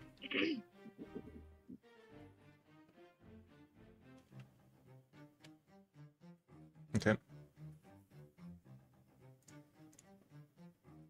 So now it's Sazen's turn. Okay.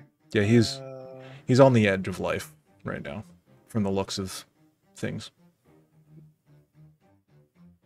I'd rather he be kept alive. Questioning is the issue. But reasonably, he's gonna hold the knife, move forward. God, it doesn't actually match what it it doesn't actually match, making it weird. So I'm gonna be, I guess Sazen will go up here, I guess.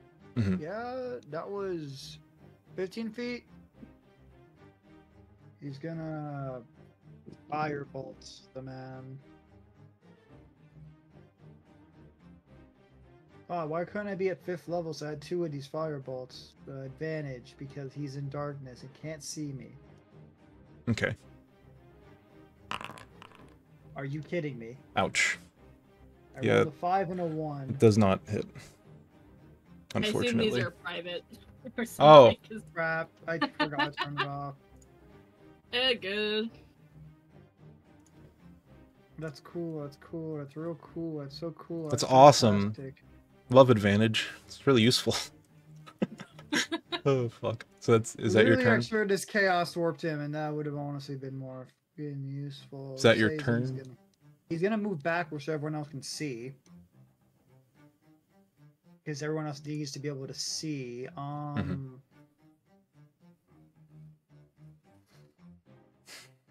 have to keep doing this because it's not actually properly aligned, so I can't tell how far I'm moving. I've moved in total 15, 30 feet. Cool. So if he tries to move down here, he's gonna have to go through me.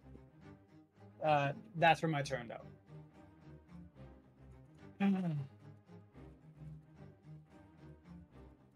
Okay. 1 second.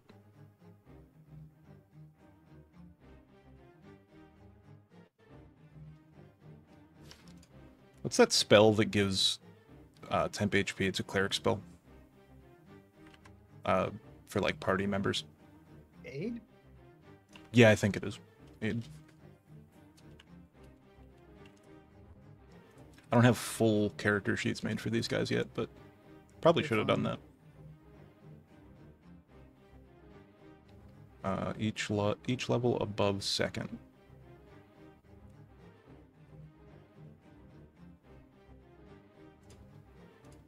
So he casts Aid on himself, Leto, Diane, and Aerith. So they get an undisclosed amount of HP. And he moves back.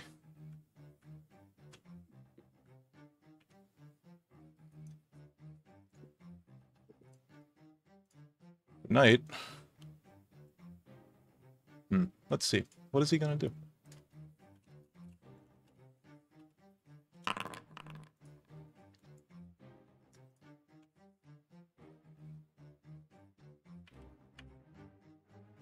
He moves towards Aerith and basically uses his features and also holds an action for an attack to attack anyone within a 10-foot range that is hostile.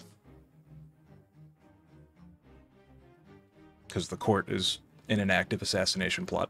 So, I think it's more realistic he'd help them. That's why I rolled the D100. Yeah. Master very Thief reasonable. is gone. We can remove that combatant, and so is Thump. For the time being. It is the Thug's turn. Larry gets to make a con save.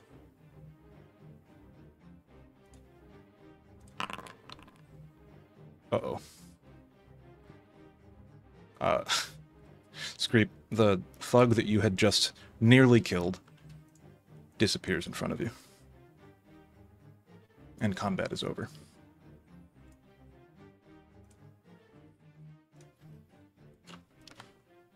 The only thing left is a magical sphere of darkness in the corner, 2 missing party members, and a whole lot of angry-looking faces.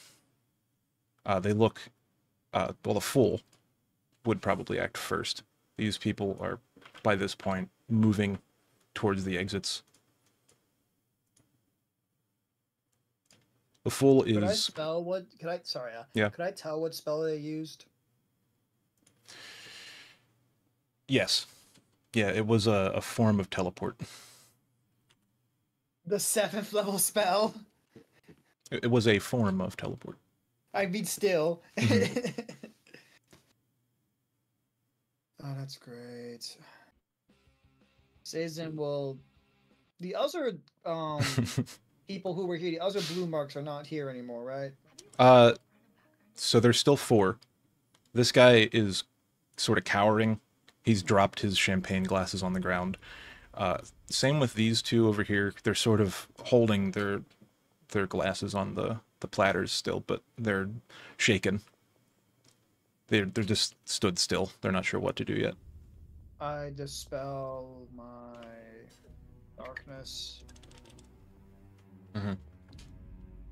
It's a dark day. Yeah, both the party members witnessed their friend's throat get slashed before being teleported away. Same with Thump, but Thump didn't look like he got injured at all. Spell fizzled out. They thought that the construct would be able to be affected by a sleep spell. Thank you for reminding me of the immunities. Yeah, because I was gonna say I'm a half elf. A lot of my games is remember. Are you trying to sleep me? You fool. Yeah. So what does Screep do to react to this? The blood of Valera is still on the floor right where they teleported from. There's a darker spot. Thump nap, it could mean something very different depending on where they are. Thump napped. So what just happened? Paige, do you know anything about this?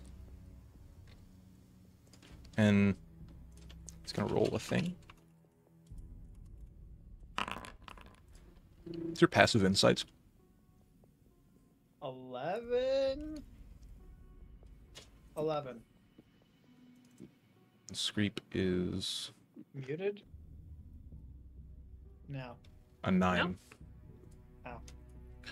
He didn't respond. I was like, oh, okay, I guess you're muted. Yeah, so he says, Fool, did you have anything to do with this? Do you know about this? And sort of points the same question at the knight. And they react in kind. They sort of go back to the table. The page makes their way to Alira and starts, like, wiping their white-gloved hand in the blood. They just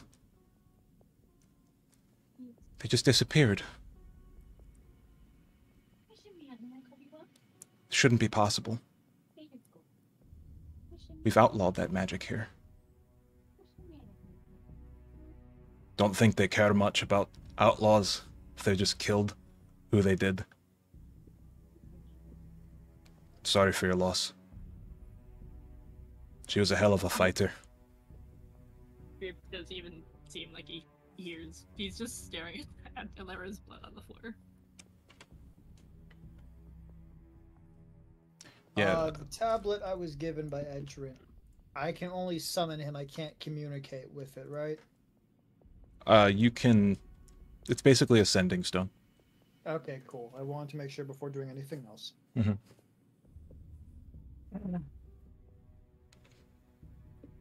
So the page is investigating the scene. So why did they insist on everyone having champagne? If that wasn't part of their plan in the first place.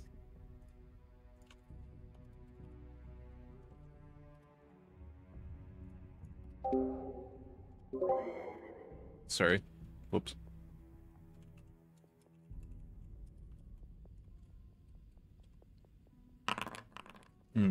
Okay. So the page, like, stands up. They immediately start walking off in a direction and says, I need to go check with some things in my study. I'll be back. They disappear. Ooh, plus. That's my mute button and I hit enter by accident. Oh. It's like, what? No. So your mute button is all the way across.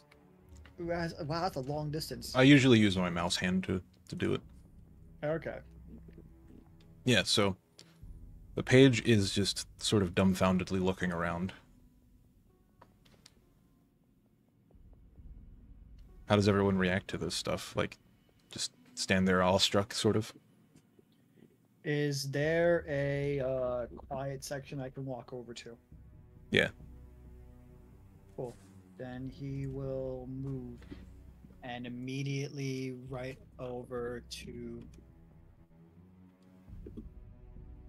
He's gonna write it. He's gonna say it. But I'm gonna type it too. Do any of you know about this? What could be the cause? They said something to you. What was it? They said, consider this a warning. What was this about? I don't know. Screep just shaking.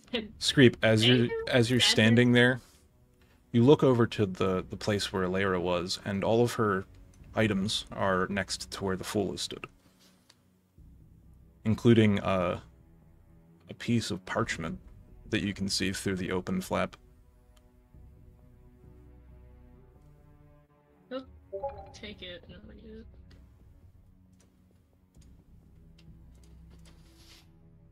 Also, I'm stupid, DM. You know the thing I said I was gonna send a letter to him? Instead, make that I sent it through the sending stone. Yeah. Yeah, I forgot. I figured it's not a summoning stone. My head was going, it's a summoning stone. It's not how that works.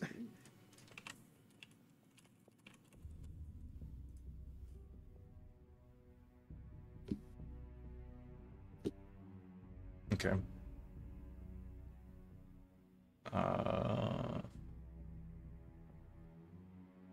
Yeah, so you feel the message contact him, and then after a little while, this is said. This is...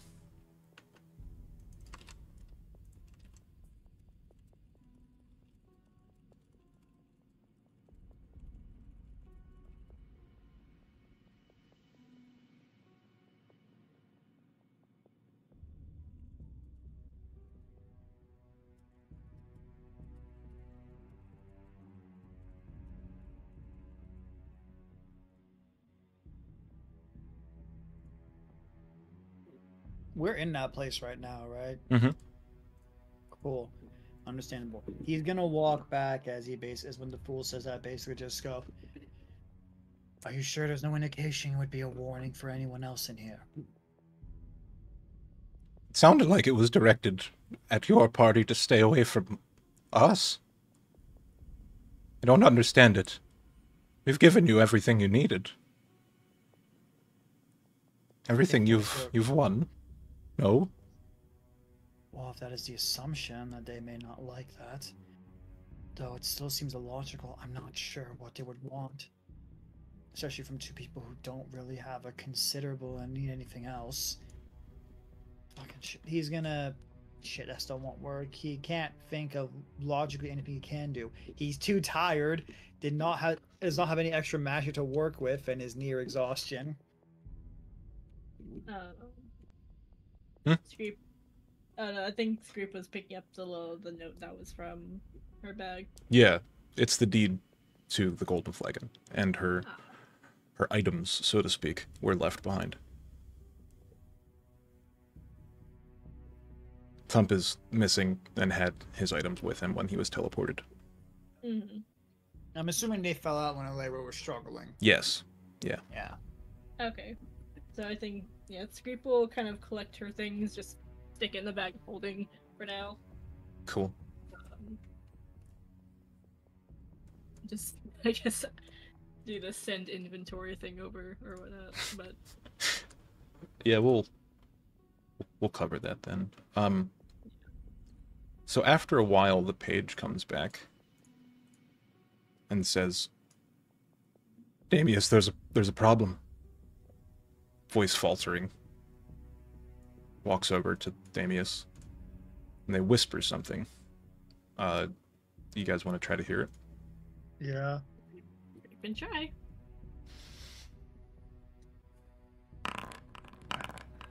Nope. You hear the word obelisk. The Tormentor? What? Sorry. Obelisk the Tormentor, Yu-Gi-Oh! Oh, yeah. No, but you hear the word obelisk muttered. Damius sort of shakes his head and turns around to look at Aerith, then back at the party and says, I'm sorry. If I'd have known that the dinner would end up like this, I never would have allowed the fool to have it. Maybe this is the end of the carnival. If they're using it for political assassination, it's disgusting. She's not even involved in politics at all. So it doesn't make any sense. God damn it. Sazin is going... Does it look like the doors are being blocked? No. No, the doors leading out are open. You saw Diane and Leto leave. Okay. It's gonna be so perfect, but whatever. Sazin is going to attempt to leave. Okay. This is not for that, by the way. Okay. So you guys are all leaving, then? Or what does Screep do? I think after looking around for a bit, Screep will leave if they allow him. Yeah. They don't seem to want to keep you there. Fucking Satan entirely is going to move to the consortium as fast as he reasonably can. Literally getting more and more tired. Yeah. Do you go with Screep or anyone? Or just by yourself? No, he's going by himself. Okay. Where does Screep go? I think Screep will... I think he'll just head to the bar, or back to the inn for now. Yeah. As you're passing the fool... As you're passing, or not the fool, the page, they look at you and they say, this wouldn't have anything to do with your questions, would it? I don't know.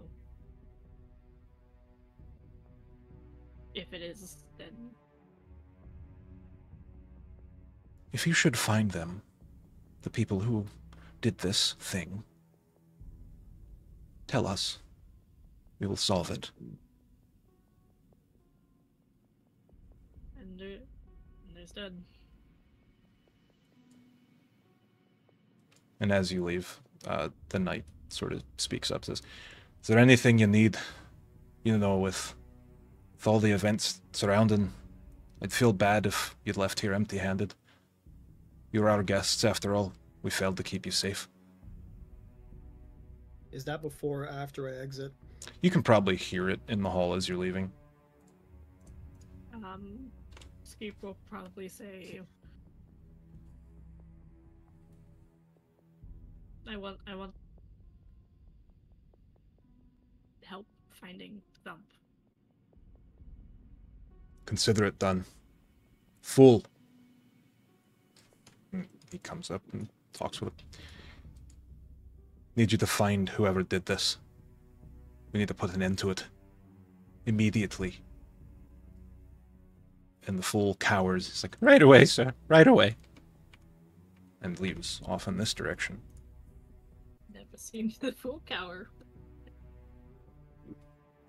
Yeah, Aerith is pacing towards the window. And then you guys leave. Mm-hmm. Okay.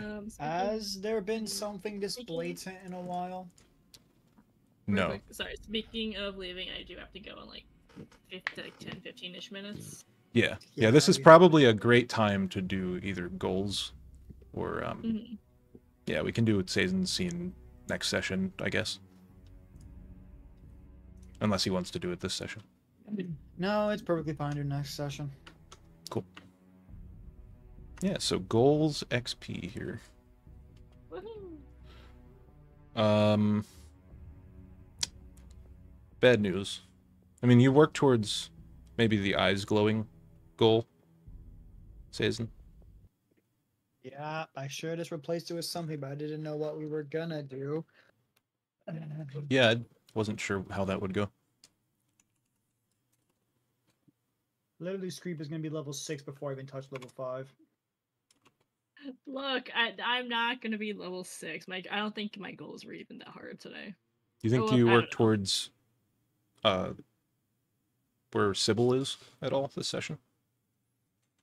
Reasonably, no. I had no way of exiting. I was going to maybe try to, but that's not a thing. I was probably gonna figure out where Sybil is for other stuff. Yeah. Yep. Do you, So you it's just Screep, the do you ice think thing, you really. trust Thump more or less now? Technically, it'd be neutral because you didn't do any interaction with Thump at all. He just got kidnapped. The same. But I'm going to say that I think Screep has. It's a weird thing because Thump, I think, was at, I mean, not like in this session, but he was actively trying before, and so seeing, you know, Screep is very not happy. So Yeah. that, So you know, I think he doesn't get XP that a friend. this session. So, yeah. And then Screep. I don't necessarily think you learned anything about Lithias that you didn't already know, unless you can think of something. No, but I think it might be like a work towards thing. Yeah. Yeah, I think you completed your first one, and I'll call it easy. Yeah. Mm-hmm. Because you were, you know, in a public place with lots of alcohol, and everyone was supposed to be friends. So, your fifth level. Yeah. All right. So I'm not gonna get too much EXP, but that's fine. I think I got enough EXP for the last 2 sessions. Your fifth or fourth? 5th level. Okay. So that's. There's one good thing about getting to a fight earlier today is that I was able to get mage armor up and it's still on. Yeah, it would have been. God. Yeah, I was really toying with the idea that all of you would do that, but you never know. Maybe that was the intention. I don't think you work towards the second one. No.